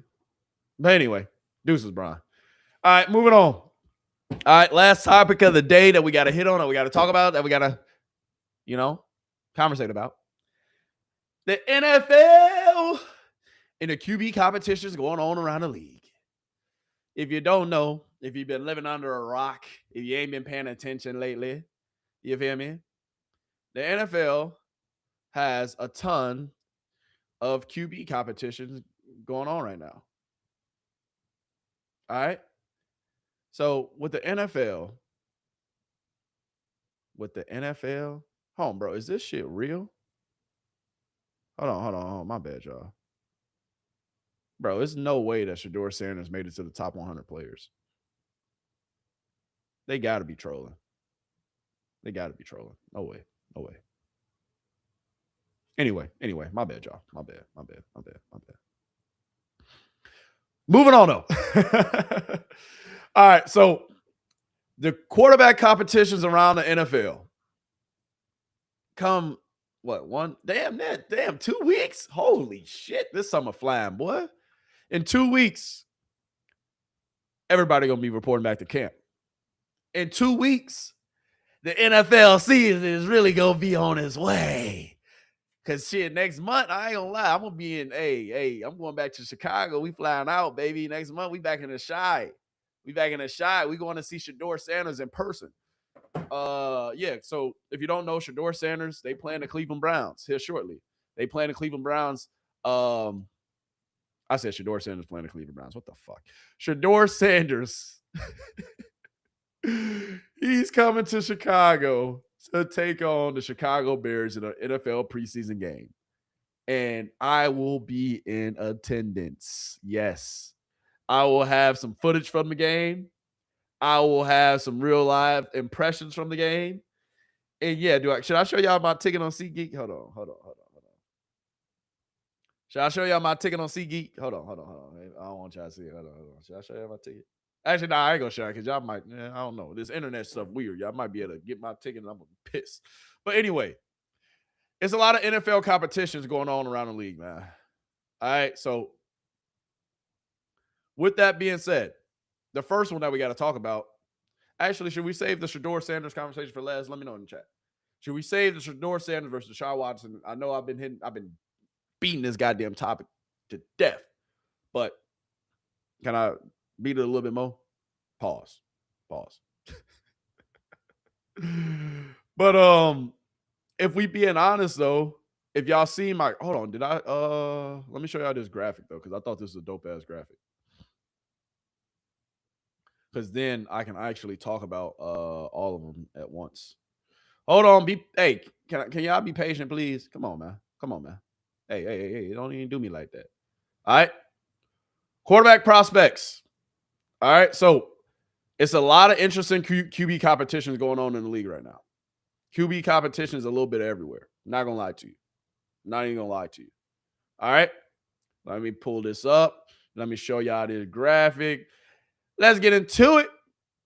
So the main QB competitions to watch for out here in these streets are the Falcons and that boy Tua and that boy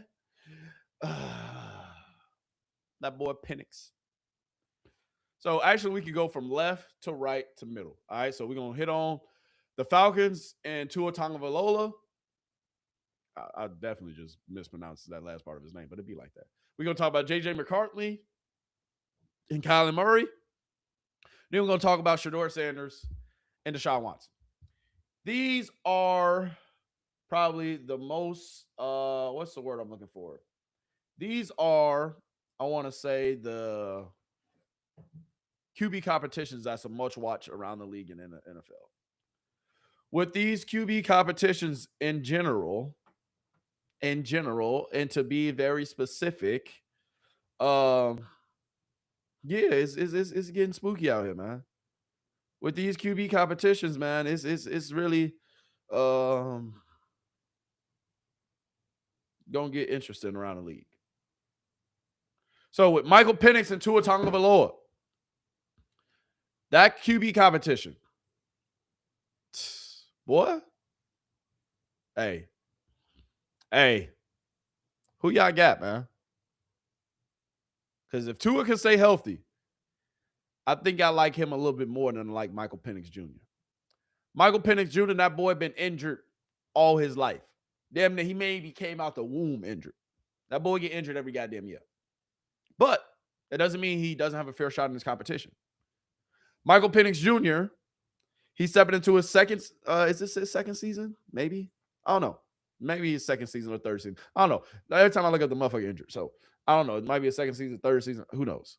But regardless, I'm going to let my guy go ahead and take it away and talk about it, and then we're going to hit on it. And you know what? Anytime you talk to any quarterback coach, and this is kind of common knowledge, I'm not breaking news here, the number one things that quarterback whisperers, quarterback coaches, head coaches, offensive coordinators want out of their quarterback is accuracy and great decision-making. Now, you can bang on Tua for, some of his decision-making in the past for a number of different reasons, but when you think about how Kevin wants to run this offense with a big emphasis on the play action passing game with a big emphasis on getting that ball to his all-world running back that he has on that roster already. That's going to be something that's just going to do nothing but help Tua.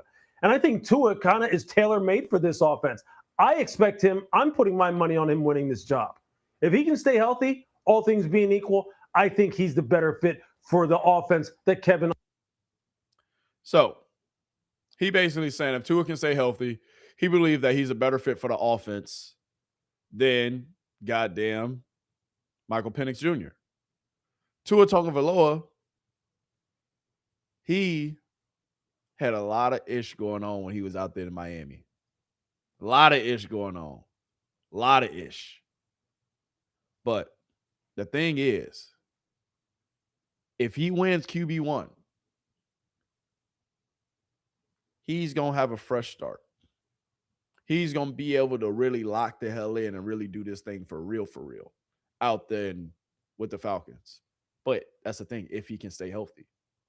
Michael Penix Jr., you ain't been healthy either, big dog. You damn near ain't even practicing or getting a lot of first-team reps right now because you are coming off a fucking injury. It's going to be very interesting to see who wins this battle as far as Tua Tagovailoa and Michael Penix Jr. Because with both of these guys, with both of them, they're both injury prone. Tua and his goddamn concussions, Michael Penix and his knee problems. It goes from bad to worse sometimes, if we're being honest. But the Atlanta Falcons, they can use Tua's leadership. He didn't really have a lot of leadership down in Miami, calling people out in the locker rooms, telling, the locker room business out here in the streets that he wasn't supposed to. But he still have had multiple decent seasons in the NFL. He doesn't have the best QB, the best decision makings, but he's not terrible. Michael Penix Jr., he, on the other hand, he has had a lot of injuries. He, at the end of the day, has a lot more to prove. Because at the end of the day, Michael Penix Jr., bruh, the jury out on you right now, my guy. It's out. But if Tua can start off hot, he got a real good chance, bruh. He got a real good chance. Let's hear from him. It is said or whether it's not said. This is the NFL. You're either coming out there to compete or you're not. I look at it all as a competition, but needless to say, that I don't think that changes my relationship with anyone, on the team. Whether I'm the guy, whether I'm not the guy, I'm here to help in whatever way that is. We know we're in competition, but at the same time, we on the same team. When we got the same goals, and that's to see this team win football games and help do that in our way. So, man, we've been good together, and it's always gonna be like that. So. Jeremy, what can you tell us about the Falcons' plan at QB? Yeah, Laura, this competition really hasn't begun yet because Michael Penix has been limited to 7-man work. He's been throwing for a few weeks. Tua Tagovailoa has been taking a lot of those. All right, we're going to stop it right there. But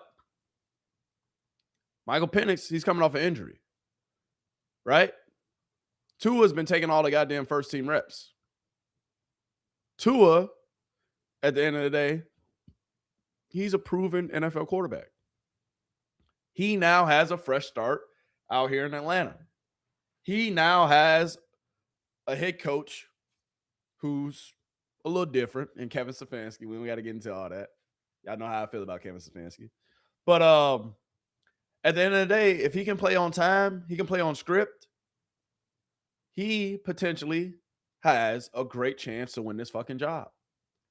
Michael Penix, he will have to have an amazing training camp and an amazing preseason, like amazing in these preseason games in order for him to overtake Tua Tagovailoa. Tua Tagovailoa, he's more of a Stefanski guy, if you know what I mean. Like he is. He is. Tua Tagovailoa is more Stefanski speed. Tua Tagovailoa, he plays on time. His decision-making is a little bit Yeah. But he's a proven quarterback in the NFL. He's played for multiple seasons, started from multiple seasons. Yeah, it ain't end well in Miami for him, but needless to say, if he can stay healthy, he's not terrible. Michael Penix, it's an uphill battle for you. They wouldn't have signed Tua Tagovailoa. They wouldn't even brought him in if they believed in you, Michael Penix Jr. They drafted you damn near top 10 a couple years ago. Oh, actually, let me look this shit up because it's pissing me off. Michael Penix Jr. Draft, yeah. Was he drafted in 2014? Yeah. In the 2024 draft, they got this man 8th overall. You don't bring in fucking Tua Tagovailoa if you believe in your 8th overall pick from a couple years ago. You don't. That was probably one of the dumbest things that the Atlanta Falcons fucking did. You fucking signed Kirk Cousins, give him a fully guaranteed contract. Then you fucking draft Michael Penix Jr. in the 8th overall. And then now you're bringing in another quarterback to compete against him. Ain't nothing wrong with a good competition, but you brought in Tua because you damn near want Tua to win the job. Michael Penix is injury prone. If he can stay healthy, potentially he can be a good quarterback. But y'all picked him 8th overall, and then you just brought in damn near his replacement for real. That quick. What the hell is the point in drafting them 8th overall to begin with? What was the point? Doesn't make sense, but that's another story for another day. We don't got to get into all that. But overall, my opinion on this, I believe Tua Tagovailoa, he will win this goddamn job. Period, point blank. Tua Tagovailoa will win the starting job out here. Well, out there in Atlanta. Out there in Atlanta. I'm calling it. SO to Tua. SO to that quarterback competition, that quarterback battle. Because now we got to get into another quarterback competition and another quarterback battle. All right, now we got to talk about the other couple of quarterbacks on the list. Y'all know who they are? That boy Kyler Murray and that boy JJ. That boy JJ McCarthy. Because if we really looking at this shit, if we're really, really looking at it, JJ McCarthy, he he was taking 2 picks after Michael Penix. Michael Penix was drafted in the first round, 8th overall. JJ McCarthy was drafted in the first round, 10th overall. And by the way, neither fucking one of these quarterbacks are better than Shedeur Sanders. Just throwing that out there. And they both were drafted in the fucking first round. Neither one of the careers matched up to what the fuck Shedeur Sanders did in college. Just throwing it fucking out there. Just throwing it out there because that shit pisses me off that he went in the 5th round. But I ain't going to get into it. My bad. I got heated a little bit. Calm down. Calm down. It's okay. It's okay. But if we're being honest, though, I just want to throw that out there. Like, J.J. McCarthy is not better than Shedeur Sanders. Michael Penix Jr. is not better than Shedeur Sanders. And if you think they are, I can show you factual statistics that they're not. With J.J. McCarthy, though, and Kyler Murray, with this quarterback competition, J.J. McCarthy was drafted 10th overall. J.J. McCarthy was drafted in 2024 in the same draft that Michael Penix was drafted in. J.J. McCarthy, after 2 seasons, guess what Minnesota thought? You know what? Let's bring in a fucking veteran quarterback. J.J. McCarthy last year at the start of the season, first season, he got injured. Out all season. Didn't play. Basically, his rookie season didn't happen. He got injured during training camp. Second season, last year, he had 1 game where he looked decent against the Bears, and they actually came back to beat the Bears. And I'm like, whoa, this kid actually don't look fucking terrible. But then after that, it was a downhill from there. And he didn't play towards the end of the season. J.J. McCarthy, they drafted you in 2024 just like they did Michael Penix Jr. J.J. McCarthy, they brought in your replacement in Kyler Murray just like they did with Tua Tagovailoa in Atlanta. J.J. McCarthy, if they believed in you, JJ, they wouldn't have brought and signed fucking Kyler Murray. If you believe in your young quarterback, what are you wasting cap room? What are you wasting cap space for where you can just go find you another regular backup? Kyler Murray is a proven quarterback in this league. Kyler Murray is looking for a fresh start.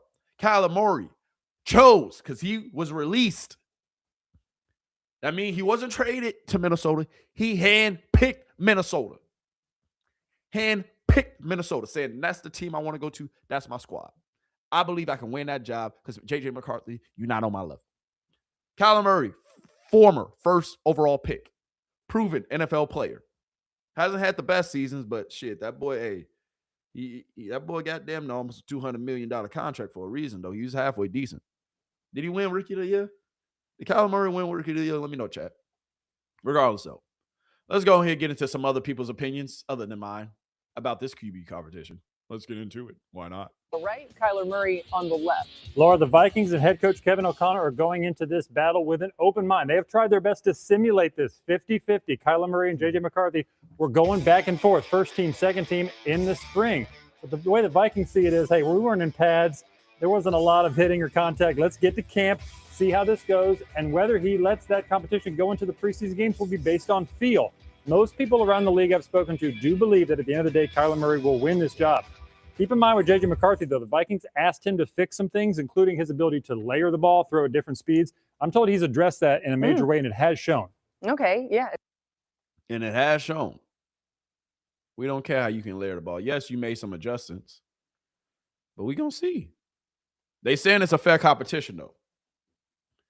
They saying it's a fair competition. But deep down, you don't sign Kyler Murray if you believe in your young quarterback that you drafted 2 years ago, 10th overall. You don't. You don't. Did the Colts, when they had Peyton Manning, did they draft another quarterback after he threw damn near 30 interceptions his rookie year? No, because they knew what they had in them.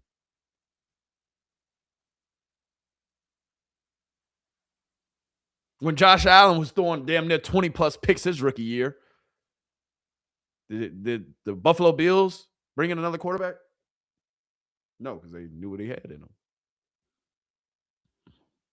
J.J. McCarthy, you were drafted first round, my guy. 10th overall 2 years ago. You was injured all your first season. Last year, you looked horrific. That's why they brought in your replacement, big dog. That's why they brought in your replacement. Let's hear what my guy McCourty had to say. That's what to the McCourty brothers, bro. I love these boys. That's what to the Patriots. Going on right now. Just for one, when both quarterbacks were asked, J.J. McCarthy, like you could feel that he didn't want Kyler Murray there. And I kind of like that. Like it's a competition. You can't have two quarterbacks out there on the field. It just feels as though Kyler Murray has to get the opportunity. Looking at the frustration from Justin Jefferson a year ago with the quarterback play that he had, they still were able to win 9 games. You feel like Minnesota owes it to themselves to see what Kyler Murray can bring to this offense. But I don't think we can dismiss the fact that J.J. McCarthy is still a very young quarterback, and it's a new GM and Nolan Teasley. He didn't bring in either one of these quarterbacks. He wasn't there when they drafted J.J. McCarthy, and he wasn't appointed when they brought in Kyler Murray. So I think it's important to understand that both of these guys are going to get a fair shake. Who comes out on top? I think Kyler Murray, the veteran, gets a fresh start, and he's able to take lead. Me too. Because at the end of the day, if they believed in J.J. McCarthy, if they thought and knew it was his job, bruh, if they thought and knew that he had the job sewn up, that it wasn't no goddamn competition for real, that it wasn't even close, if they thought and they knew that that was the case, bruh, they would have appointed J.J. McCarthy the starter, and they would have just brought in goddamn who? They would have appointed J.J. McCarthy the starter, and they would have said, all right, Kyler Murray, you can be the backup. Kyler Murray didn't go to Minnesota to be no fucking backup. He went to Minnesota because Minnesota told him, if you come here, we'll give you a fair shot. We're going to give you a fair shot. It's going to be an equal competition. We're going to split the reps and make the best man win. That's what they did. That's exactly what they did. I agree with it. I'm here for it. But, yeah. What do y'all think, man? What do y'all think? Like, with J.J. McCarthy, like, if we being honest, you got a tall task going against motherfucking Kyler Murray. Now, don't get me wrong. I'm not a goddamn Kyler Murray fan, man. I'm not. Like, to be quite honest with you. And since I heard that boy didn't watch film, that boy just like playing video games, I've been cool off him for a minute. And he ain't been that good in the league. To be quite honest with you, I never thought he was that good to begin with. Yes, the little motherfucker is faster than shit, but he's 5'0" nothing. That boy's like, in real life, I've seen Kyler Murray in real life. I actually met a lot of NFL players over my time, but that's not the point. In real life, that boy's like 5'10", maybe. Maybe a good 5'10". Not even. I'm towering over my guy a little bit. But, you know, Kyler Murray, the one thing that you can't do, though, you can't complain about not getting all the reps. You can't complain about not having a fair competition. You can't complain about being in this situation because this is a situation you handpicked. Let's hear what he was talking about. I think the toughest part is, again, I was there for 7 years. I know I had two different, offensive systems, but at the same time, you're getting all those reps. Now having to split reps, it's me already being behind, not getting the amount of reps that, you would typically want a guy to get learning an offense. That's probably the toughest part, just, again, going back to the past, being that a guy would typically get, learning offense, me, not getting a lot of reps. Dog, you picked the goddamn situation. You knew it was going to be a quarterback battle. You knew you wasn't going to get a lot of reps. Shut the fuck up, get off the video game, study the goddamn playbook, and fucking nut up. Because if you don't, this is your last stop. Right here in Minnesota, big guy. Right here in Minnesota. Bruh. The Arizona Cardinals released you for fucking Jacoby Brissett. For Jacoby Brissett. You're a former first overall draft pick. And they released you.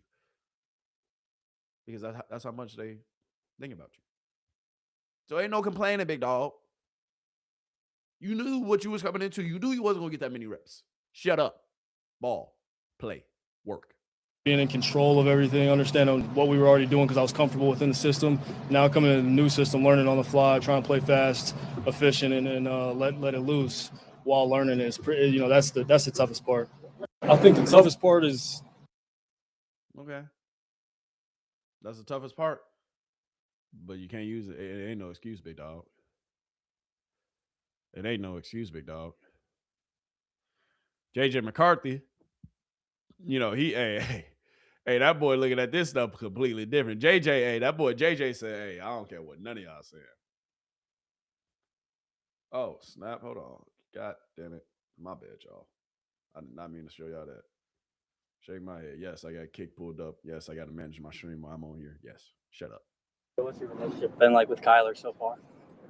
It's just like two guys in a classroom. He sits on one side, I sit on the other side, and it's the coach's responsibility to teach us and coach us. So, is there any awkwardness like between you two?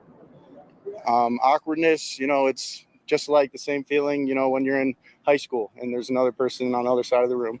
That's just kind of how it is. So I wouldn't say there's any awkwardness. What's your relationship? Bro, that conversation, your response was kind of awkward. Just saying. Regardless, though, we will see how this competition shakes out. I got my money on Kyler Murray. But JJ, that boy JJ, I wouldn't sleep on him. But I'm sleeping on him right now. Not gonna lie to you. Not gonna lie to you. That boy JJ McCarthy. We shall see. Who y'all got? Kyler Murray or JJ McCarthy? Actually, he actually has some other comments. Should I play this? Actually, yeah. Why not? Why not? Last comment from JJ McCarthy before we move on. Let's hear him.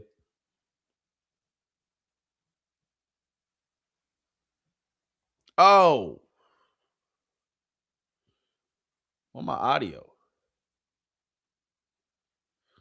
No audio from my video, bro? What are we doing? Anyway, who y'all got?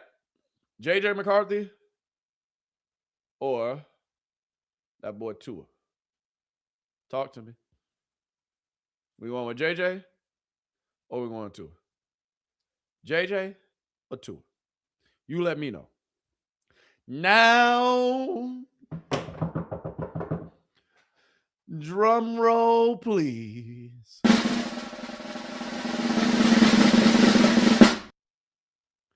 It's time to talk about that boy Deshaun Watson, Shedeur Sanders. Y'all know this is what I've been waiting for, right? Because this right here, it's that real QB battle for real. This the realest QB battle for real. If we being honest.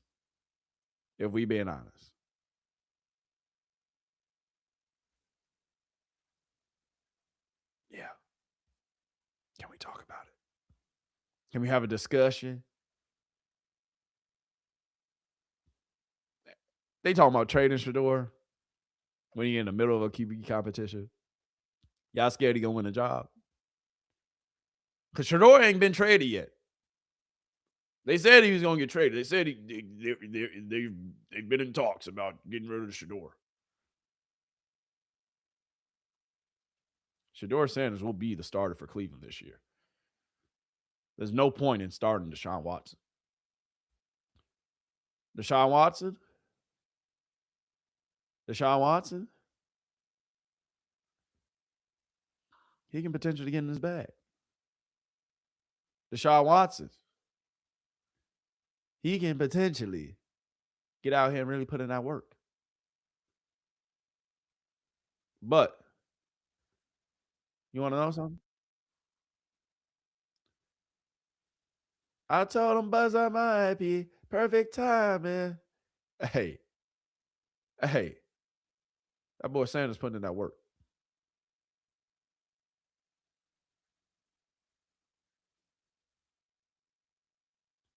Eyes closed, hit your target.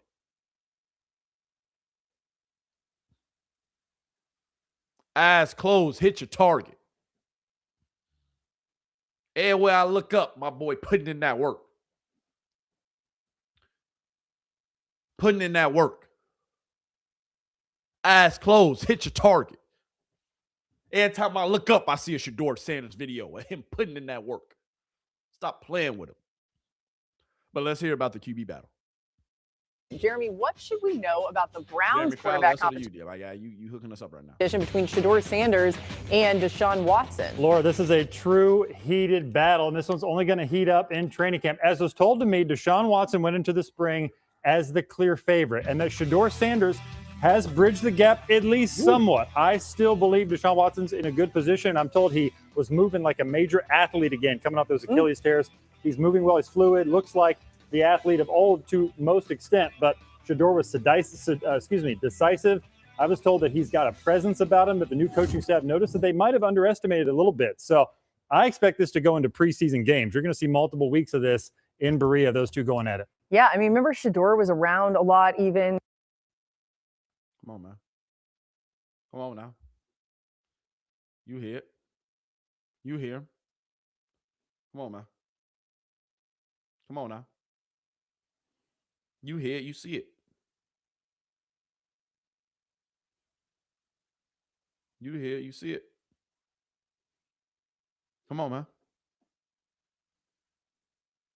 He been doing what? What Jeremy Fowler say? I mess with Jeremy, boy. Jeremy be, hey, he reporting. Getting to know the new head coach.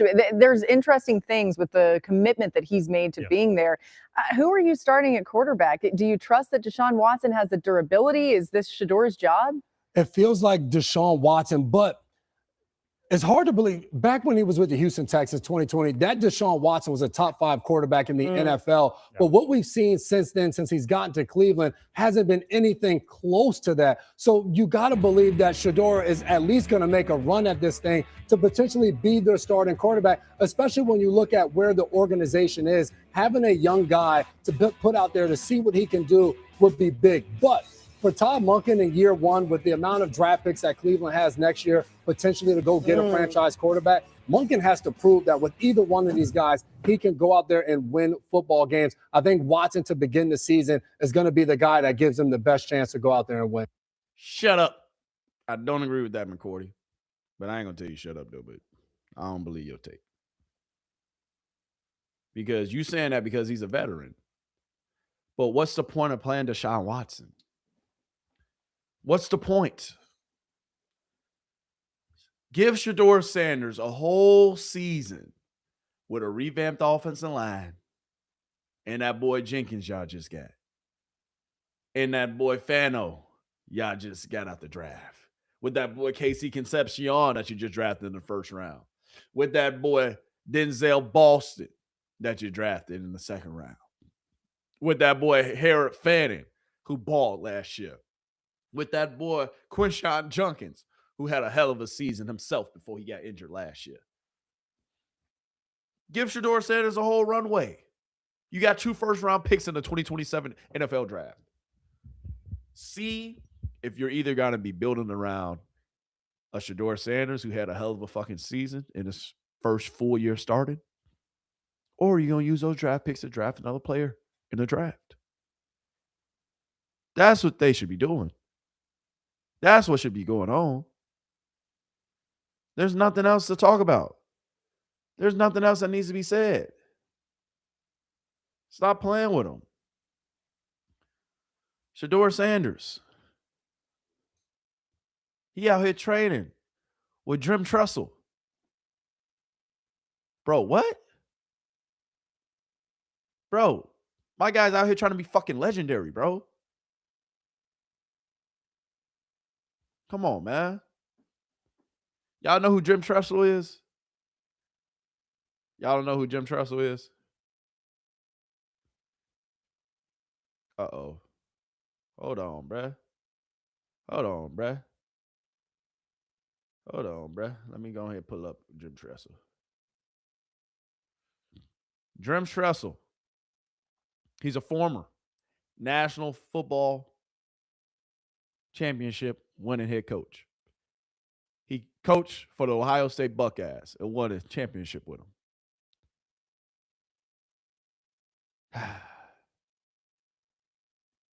They both were out here putting in that work.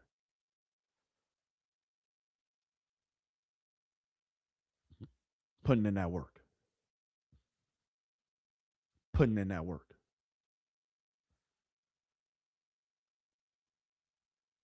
Putting in that work. Jim Tressel. We see you out here, big dog. Trying to help the young pup out. My bad, y'all. It's taking me forever to find this clip, though. I'm not going to lie to you. Hold on, bro. Hold on. I got y'all. Tress. My bad, man. Just be patient. Just be patient. All right. I've been cooking all day. Can I have a lapse? Can I have a second? All right. Y'all see me out here cooking, man. Come on, man. Shedeur Sanders out here training with Jim Tressel. Shedeur Sanders out here putting in the work. The legendary Jim Tressel. My bad. This is not even a clip either. This is just a picture or a live shot. He's finding legends to go link up with, to get the help. Jim Tressel, Ohio State head coach, football legend. Brought him a national championship back in the day. That boy Shedeur Sanders want to be great, bro. That boy Shedeur Sanders ain't settling for nothing less. So don't hate. Don't say this. Don't say that. He out here trying to be great.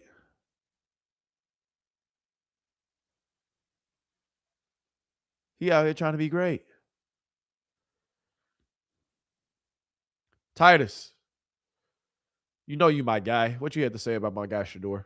The reason that I believe that I'm more optimistic about Shedeur than a lot of people are, or a lot of you guys are, is because I'm not naive to the fact that the whole what happened with him and Kevin with the whole no training camp thing or not getting the reps and having to learn things on the fly. See, y'all look at it as a guy who statistically he didn't put up the statistics that you want. I looked at it as when I saw him in Baltimore and I saw them do what they did to him in Baltimore, I saw a guy who, even in that, as bad as he looked, still had a chance to win that game. You know, if Gage Larvin catches that ball, we singing a different tune, right? And I know you'll look at it as, well, and a lot of people will look at it as, well, when he came into the game, if I mistake me if I'm wrong, I believe the Browns were. Yes. Exactly. So y'all look at it as he came in and he was so bad that they lost the game that even if he did that, y'all still wouldn't be a believer in him because he had lost the game and then he had a chance to tie it up or win the game in the end, and he didn't do it. So that's how y'all look at it. But I look at it as a guy who, over the course of however many games that he played, I saw him on the fly get better. I saw him on the fly see the game slow down just a little bit. And that's after he damn near went the whole first half of the season during the summer, throwing the fucking trash cans. Being the fourth string quarterback at the start of the year with no hope of starting, being behind a fucking Joe Flacco, Kenny Pickett, a Dylan Gabriel, and then himself. The game that he's talking about, which Shedeur Sanders came out and balled, is this game right here against Cleveland. Look what they're doing to him. This is what he's talking about with what they did to him. When Shedeur Sanders came into the game, you know what the fucking Baltimore Ravens did to him? Stack the box. Sent every fucking body. They got 1, 2, 3, 4, 5, 6, 7 guys on the line. As a rookie quarterback, and stepping into your first game, your first live action of competition, you got to decipher this. You got to see who's coming. You got to let them know who's hot. You got to let the line know which way to slide. Are you sliding left? Are you sliding to protection right? Are you going max pro? Max pro is max protection. This is what they do it to 7 guys right here. I wish I had my clicker. What? And they did that to him time and time again. How many guys in the box this time? 1, 2. He's inching up. 3, 4, 5, 6, 7. Again. He got to decipher this. Slide right, slide left. I've been throwing the trash cans. Been throwing the trash cans. Wasn't expected to even play this season. As Kevin Stefanski said, they wanted the red shirt, Shedeur Sanders. Oh, y'all want a red shirt, my guy? Oh, okay. And then this last drive. Let's talk about it. Hold on, my bad, y'all. My bad. Let me just do this because I ain't trying to get copyrighted. Y'all right. All right, 2 seconds. Let me finish. Finish my point. Shedeur Sanders, last drive. How much time left? 2 minutes and 28 seconds. Last drive. Lean them down. I'll play a little bit of audio, so it's not too boring. Then he goes deep to Fenton. Big first down. Come on, man. Well, I got to pause this, y'all. They're going to copyright me. My bad. My commentary. 2nd down.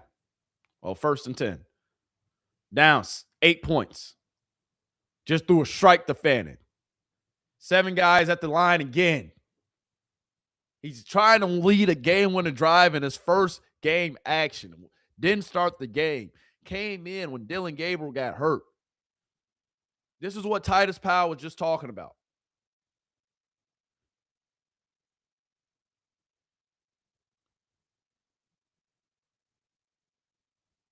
Come on, man.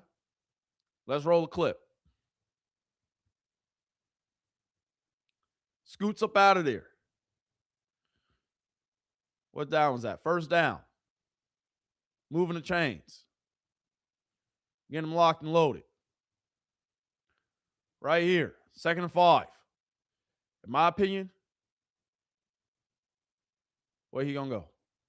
There you go, Shedeur.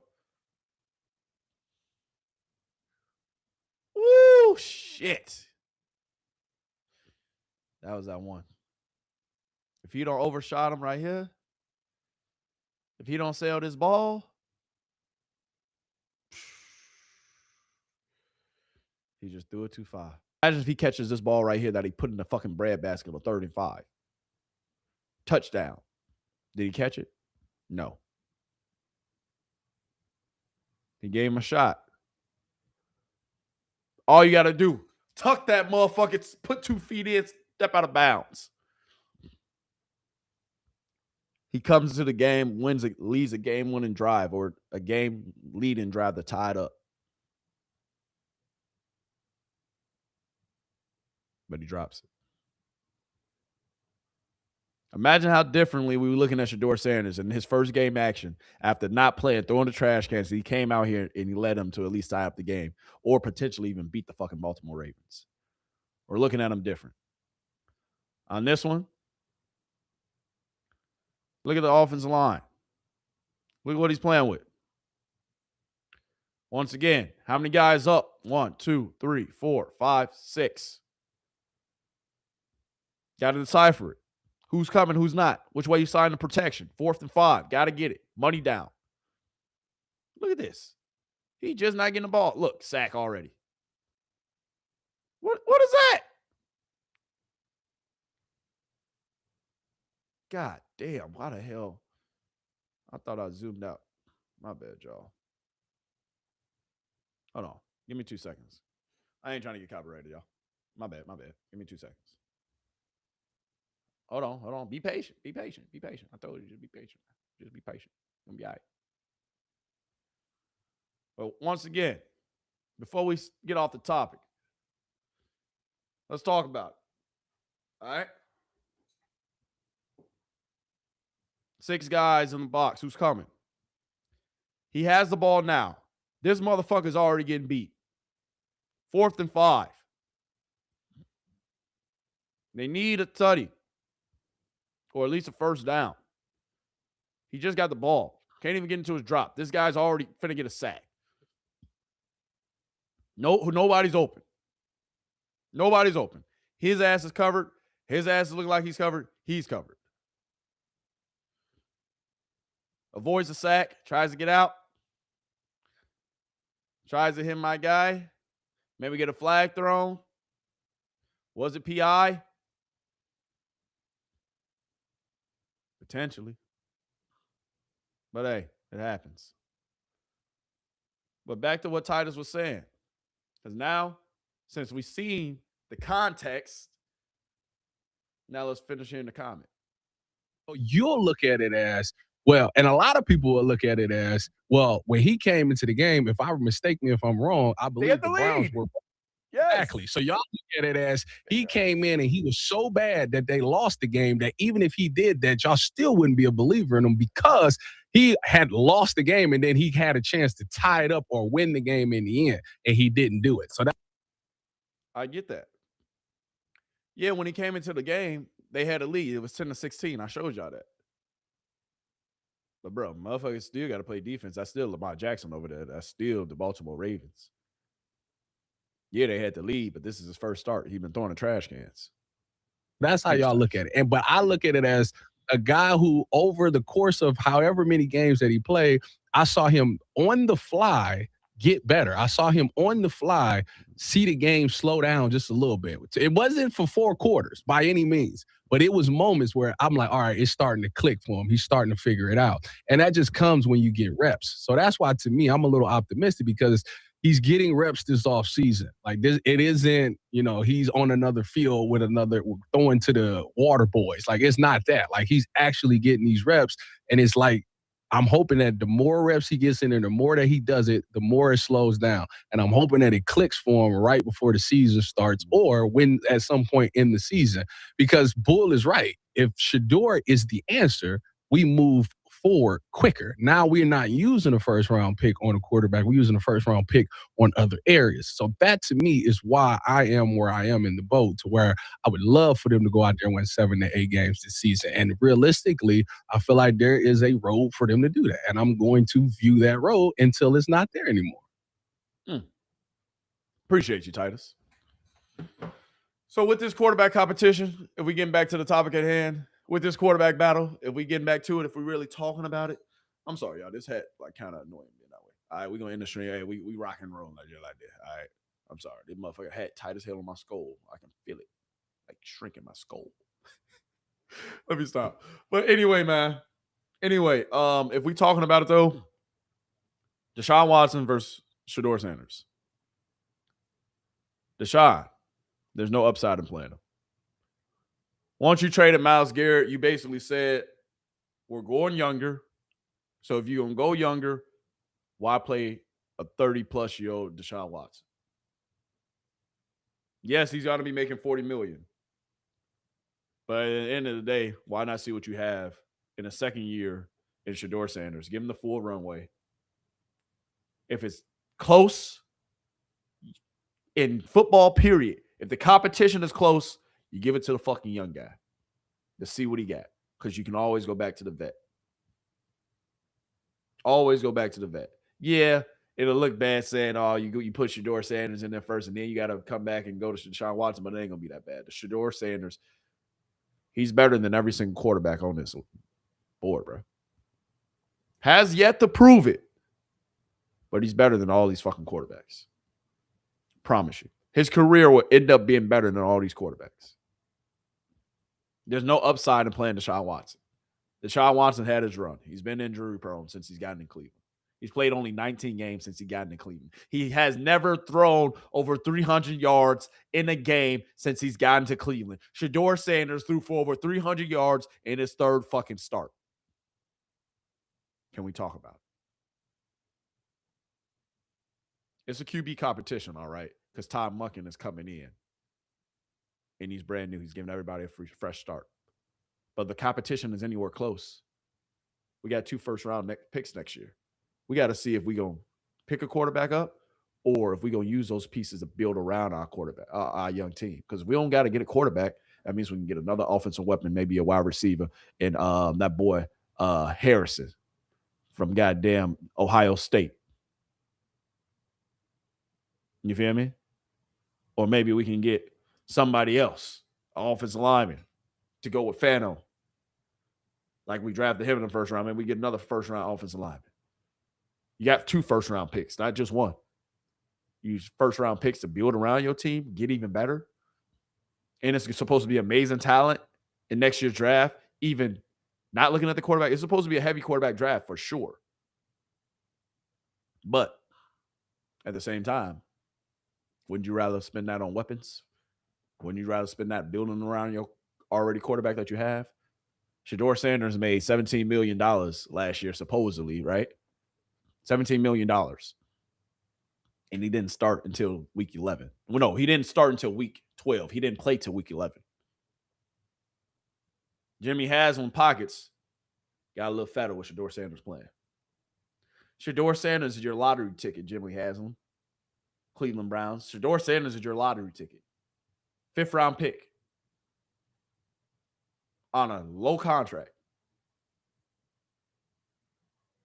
Not even worth $10 million altogether.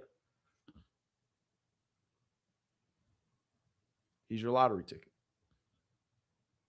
He pans out this season, and you can build around him. You got your ass a starting quarterback, a legitimate starting quarterback in the league. It's going to get dangerous out here in Cleveland. It's going to get dangerous out here in Cleveland. It will. That's why. In this quarterback prediction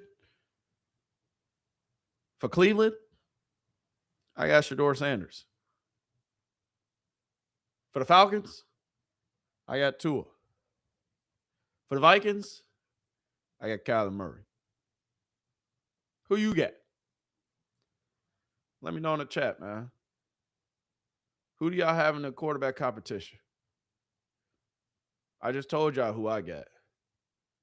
I'm here for it. I want everybody to go out here and be great.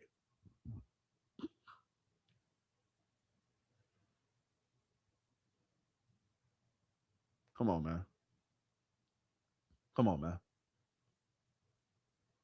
Who you got in this quarterback competition? Let me know in the chat. Let me know down below. The best quarterback in this competition out of all these other quarterbacks, this guy right here. Keep putting in that fucking work, Shador. Every time I look up, I see another video of my man's putting in work. Go on and get it. Stop playing with him, man. I believe in the future of the Browns. And that's because of 12. He our lottery ticket. If he pans out, shit, it's up in Cleveland. And shit, I'm there. I'm a hop and a skip away. I'll be there. He didn't have help from the head coach.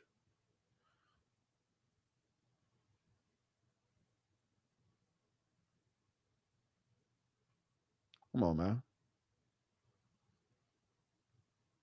Last comment from Shador Sanders, and we're going to move on. You know, you were the man at Colorado, at Jackson State, probably in high school, and not right away here. So I'm asking, what's that? I feel like I was the man. I don't let nobody else dictate how I feel about myself. If you allow that, then you living for the wrong reasons. I know who I am as a person, as an individual, and just being a child of God. So I can't let nobody dictate how I could feel about myself. And if I allow that, then I'm not mentally strong. I got to be able to be mentally strong in each and every situation that life throws at you. You know, you were the man at Colorado, at Jackson State, probably in high school, and I love it. Not right away here. So I'm asking, what's that? I feel like I was a man. Shoot him down. You weren't the man right away here. You're a fourth-string quarterback. Throwing the trash cans. He ain't let that mess up his psyche. He said, dog, I'm still him. And y'all gonna find out. Y'all gonna find out. Look at his face. You're like, bruh, play with your mama. Don't play with me. Once again, QB competitions, quarterback battle predictions. I got that boy Shador Sanders topping all these cats and proving that he's top 10 in the league next year. Facts. Facts. And I'm going to stand on it. Now, with that being said, it's been fun. It's been real. I appreciate you. I love you. I'm grateful for you. And understand this, man. It's only up from here. A lot of y'all been tuning in since the beginning of this stream. I love you. I appreciate you. I'm grateful for you. It's only up from here, man. I promise you, we're going to continue to build this thing. What if I got one person watching me? I got 2 people watching me. I got 3, 4, 5, 6, 7, 8, 9, 10, 11, 12. I got 100. I don't care who watching. All I know is, at the end of the day, you got to crawl before you can walk. You got to crawl before you can walk. And right now I'm walking. So right now we might have 1 viewer in here. Might have 2, 3, 4, 5, 6, 7, 8, 9, 10. But at the end of the day, I promise you, it's the climb, bro. It's the grind, bro. I love this. Consistency breeds success. If you want anything in life, you got to be consistent. If you want anything in life, you got to go get it. If you want anything in life, you got to show up. I'm going to keep showing up. You got to keep showing up. It don't matter what anybody say. Keep showing up. Don't show up for me. Don't show up for your mama. Don't show up for him, her, them. Show up for you. Right now, I'm showing up for me. Right now, I'm showing up because I promise you, we might not be where we want to be today. We might not be where we want to be tomorrow. We might not be where we want to be next year. But I promise you, we're going to eventually be where we want to be. So if you enjoyed these gems today, I need you to do me one favor. I need you to make sure you send this to your mama, your daddy, your best friend of another friend, Lit Johnny, Lit Timmy, and don't forget about Lit Susie too, because you know she just moved up the street. You got to send this to her too. So send this to everybody. All right. Remember, at the beginning of this video, we talked about 3 stocks, right? Rewind the video. Go listen back to those 3 stocks. The 3 stocks we talked about. What were they, chat? NVIDIA, SanDisk Corporation, and what else? What was the third one? Nokia. Stock Wednesday was in full effect today at the beginning of this video. Rewind it back. If you want to hear me talk about that stuff in depth, rewind it back and show up every Wednesday. Consistency is what breeds success in this world. If you want anything, just be consistent. Because a lot of people aren't. A lot of people aren't. I'm guilty of it. I'm not always consistent. But you know something? I'm going to keep on showing up. I'm going to keep on putting one foot in front of the other. I'm going to keep on grinding. I'm going to keep on getting up every day. Because I love this, man. I love you. I appreciate you. You ain't got to show love in the chat. You ain't got to be in here. But you choose to be in here. And I appreciate that. It goes a long way. Stop comparing, man. And start living. As soon as y'all figure out that, bro, comparison is the thief of all joy, comparison is a thief of all evil, comparison is what's going to hold you back. Stop comparing yourself to her. Stop comparing yourself to him. Stop comparing yourself to them. Bruh, fuck them. I'm sorry, excuse my French. But, bro, they don't matter, bro. Nobody matters but you. Don't compare yourself to nobody. You are one of one.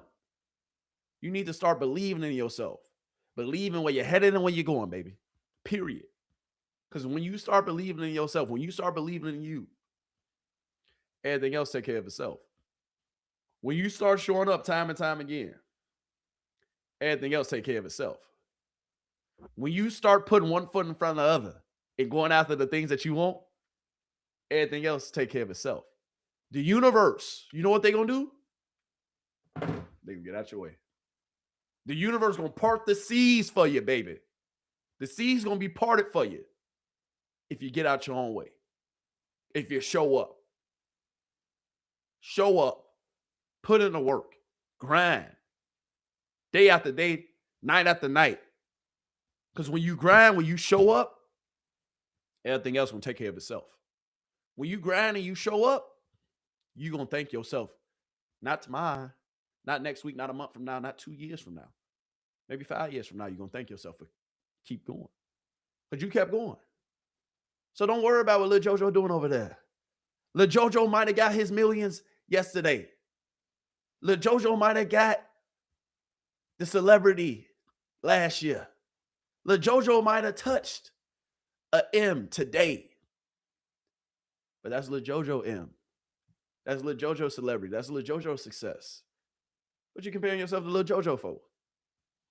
Compare yourself to you. You one of you. There's only one of you on this planet. You one of one, baby. Ain't nobody on this planet on your level. Ain't nobody on this planet compares to you. Ain't nobody on this planet is you. You are the key to you winning in life. You are the key to you winning at anything that you do. You are the key to you being successful. If you ain't where you want to be, if you ain't where you desire to be, then guess what? Time to put on them big boy pants. Y'all. It's time to put on them big girl pants. Y'all. It's time to go out here and grind. It's time to go out here and work. You know something? I believe in you. You know something? I believe in you. But you know something? You got to believe in you. You got to start believing in where you're headed and where you're going. You got to go ahead and grind day after day, night after night, and keep showing up for who? For you. Let's drop one more bomb for you. Come on, baby. You can do it, dog. I'm telling you. Stack days. stack bricks. Brick by brick, day by day. You put one foot in front of the other, I promise you're going to succeed. You keep showing up day after day, I promise you're going to get to where you want to get to. Show up, grind, work. Be grateful, be thankful, be humble. Embrace the journey. Just because you ain't where you want to be at today, don't mean you ain't going to be where you want to be tomorrow. Don't mean you ain't going to be where you want to be next week, or next month, or next year. Just because you ain't where you want to be today, that don't mean shit. I was going to say ish, but fuck it, that don't mean shit. It don't. Because if you prepare like you're supposed to prepare, if you believe like you're supposed to believe, you're going to be just fine. You will. I love you. I appreciate you. Understand that, dog, I believe in you. When you going to start believing in you? When you going to start embracing the journey? When you going to go out here and show up time after time, day after day, and want to be great? It starts with you. It starts with you. I don't got nothing to do with your success. Your mama ain't got nothing to do with your success. Your daddy ain't got nothing to do with your success. Your brother, your sister, your grandmama, your grandpappy, papa, nana, granny, ain't none of them got nothing to do with your success. Ain't none of them got nothing to do with what you ultimately want to be. It starts with you. It begins with you. When you start believing, you start truly waking up day after day, time after time, putting in the work. One day, then 2 days, then 3 days. You keep stacking. There's going to be a snowball effect on everything else in your life. Start believing in you. Start believing in the power of manifestation. Start writing down your goals and your dreams. Start becoming the man or the woman that you meant to be. When you slowly but surely build the life that you want, you're going to give yourself a pat on the back for not giving up, for not throwing in the towel, and for showing up day after day, time after time, and showing up for the grind. So with that being said, it's been fun. It's been real. I love you. I'm grateful for you. I appreciate you. And now I need you to do me one more favor. One more favor. Hit that like button. Hit that subscribe button. Show me some love. Show yourself some love. All right? Like I said, rewind this video if you want to hear about stocks. Rewind this video if you want to hear about Brian. Rewind this video if you want to hear about the Celtics and Jaylen Brown. Rewind this video if you want to hear about the quarterback competitions going around the league and going on in the NFL. Rewind this video if you just want some gems for not only your life, but for sports and everything else. This has been a Gems with a goddamn Z. Gems packed episode for you, baby. Like I told y'all, man, it's a climb, man. It's a journey. If you don't enjoy the journey, if you don't enjoy the climb, bruh, you ain't gonna never be happy. Who cares if you're not where you want to be today? Who cares? Just keep showing up. Just keep trying. Just keep going after it. Whatever you want, whatever you chasing, just keep going. It ain't fucking easy. It's not. It's hard. You got all these distractions. You got Love Island. You got Netflix. You got TikTok. You got cell phones. You got all this shit distracting you, pulling you this way, pulling you that way, pulling you from your goals. and what you ultimately want to be. I'm looking goofy with it. But you got all this stuff pulling you from your goals and what you ultimately want to be. All these distractions in the world, and it's just distracting you from ultimately grinding and becoming who you ultimately are meant to be. Become who you are supposed to become. Believe that you are him. Believe that you are her. And you can accomplish anything in this goddamn world. And I promise you, everything else will take care of itself. I promise you. There's no reason for you not to wake up every day motivated. There's no reason for you not to wake up every day wanting to go get it. There's no reason for you not to wake up every day and wanting to just put one foot in front of the other and wanting to just grind, wanting to just work, wanting to just show up. There's no reason for you to not go out here and be great. There's no excuse anymore.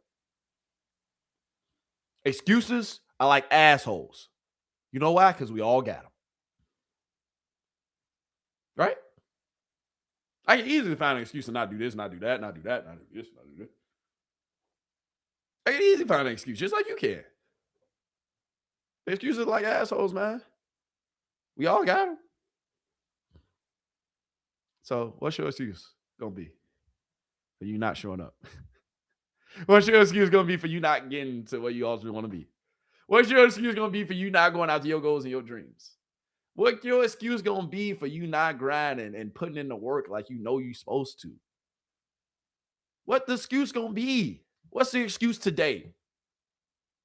I'm tired of the excuses. Ain't no more excuses, big dog. It's you versus you. Mano y mano.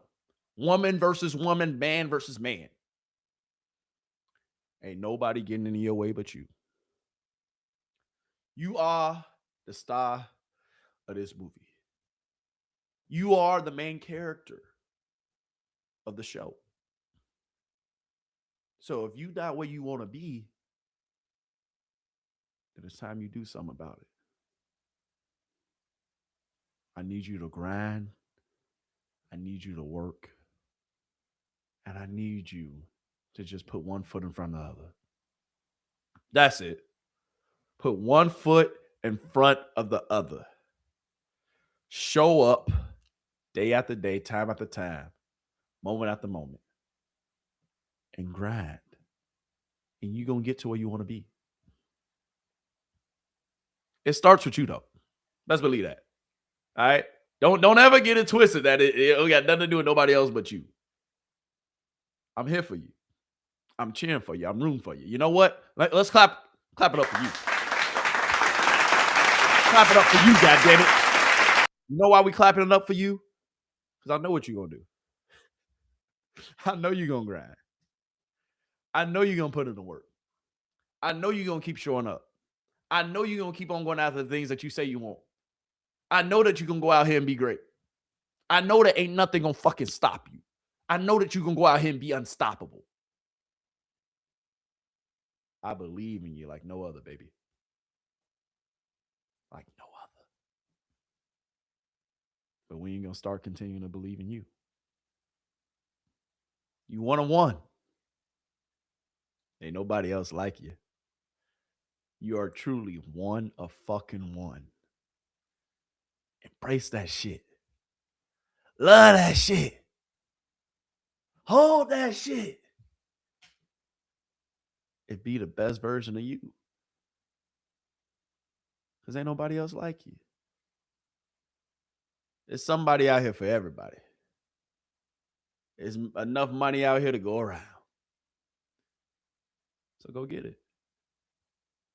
Go be you. Go be great. Go shine. Go grind. Go wake up and want to fucking be the best. Go wake up and want to fucking grind. Go wake up and want to shine. Dog. It ain't nobody in your way. That finish line is near, baby. I need you to keep on putting one foot in front of the other. Keep on going after it. You great, bruh. You amazing. You special. You over the age and like fine wine, baby. You gonna continue to be great.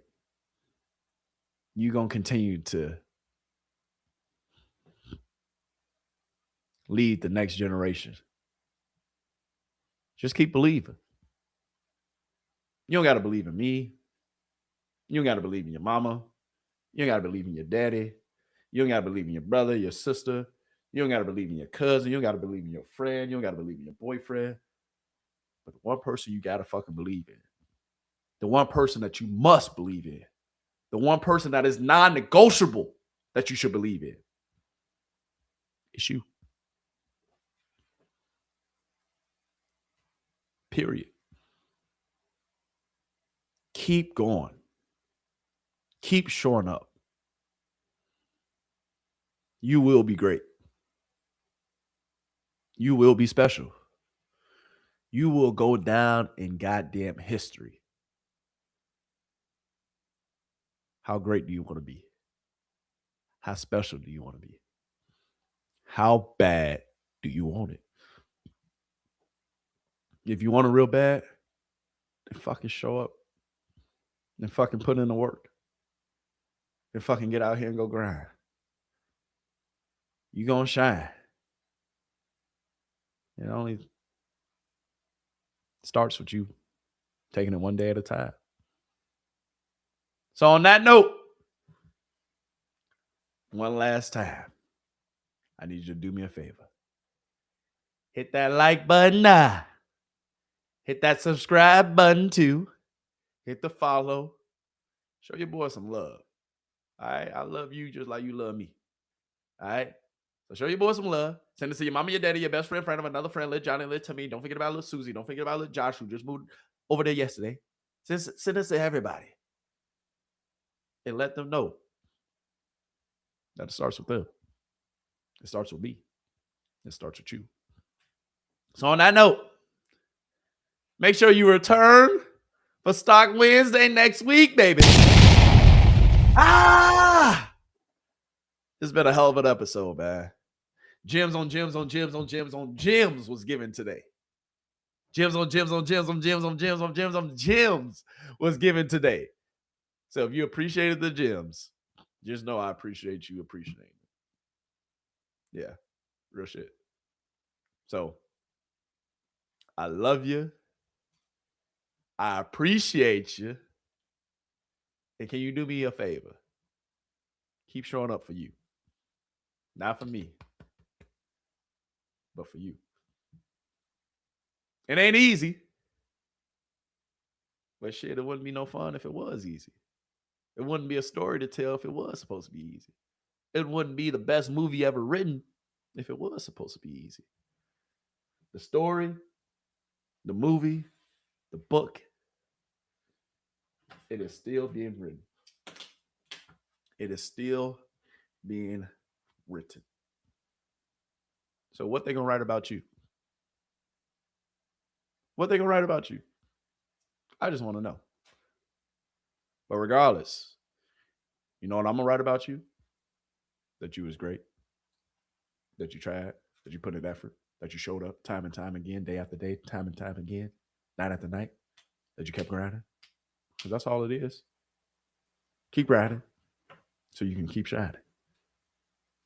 Grind hard today so you can shine tomorrow. And if we really being honest, if we really talking that talk, if we really gonna have a conversation about it, turn your actions into thoughts. And turn those thoughts into actions. And I need you to understand that you can do whatever the fuck you want in this world. And it's just like that. Really, Gemz. Guess what? We out. Deuces.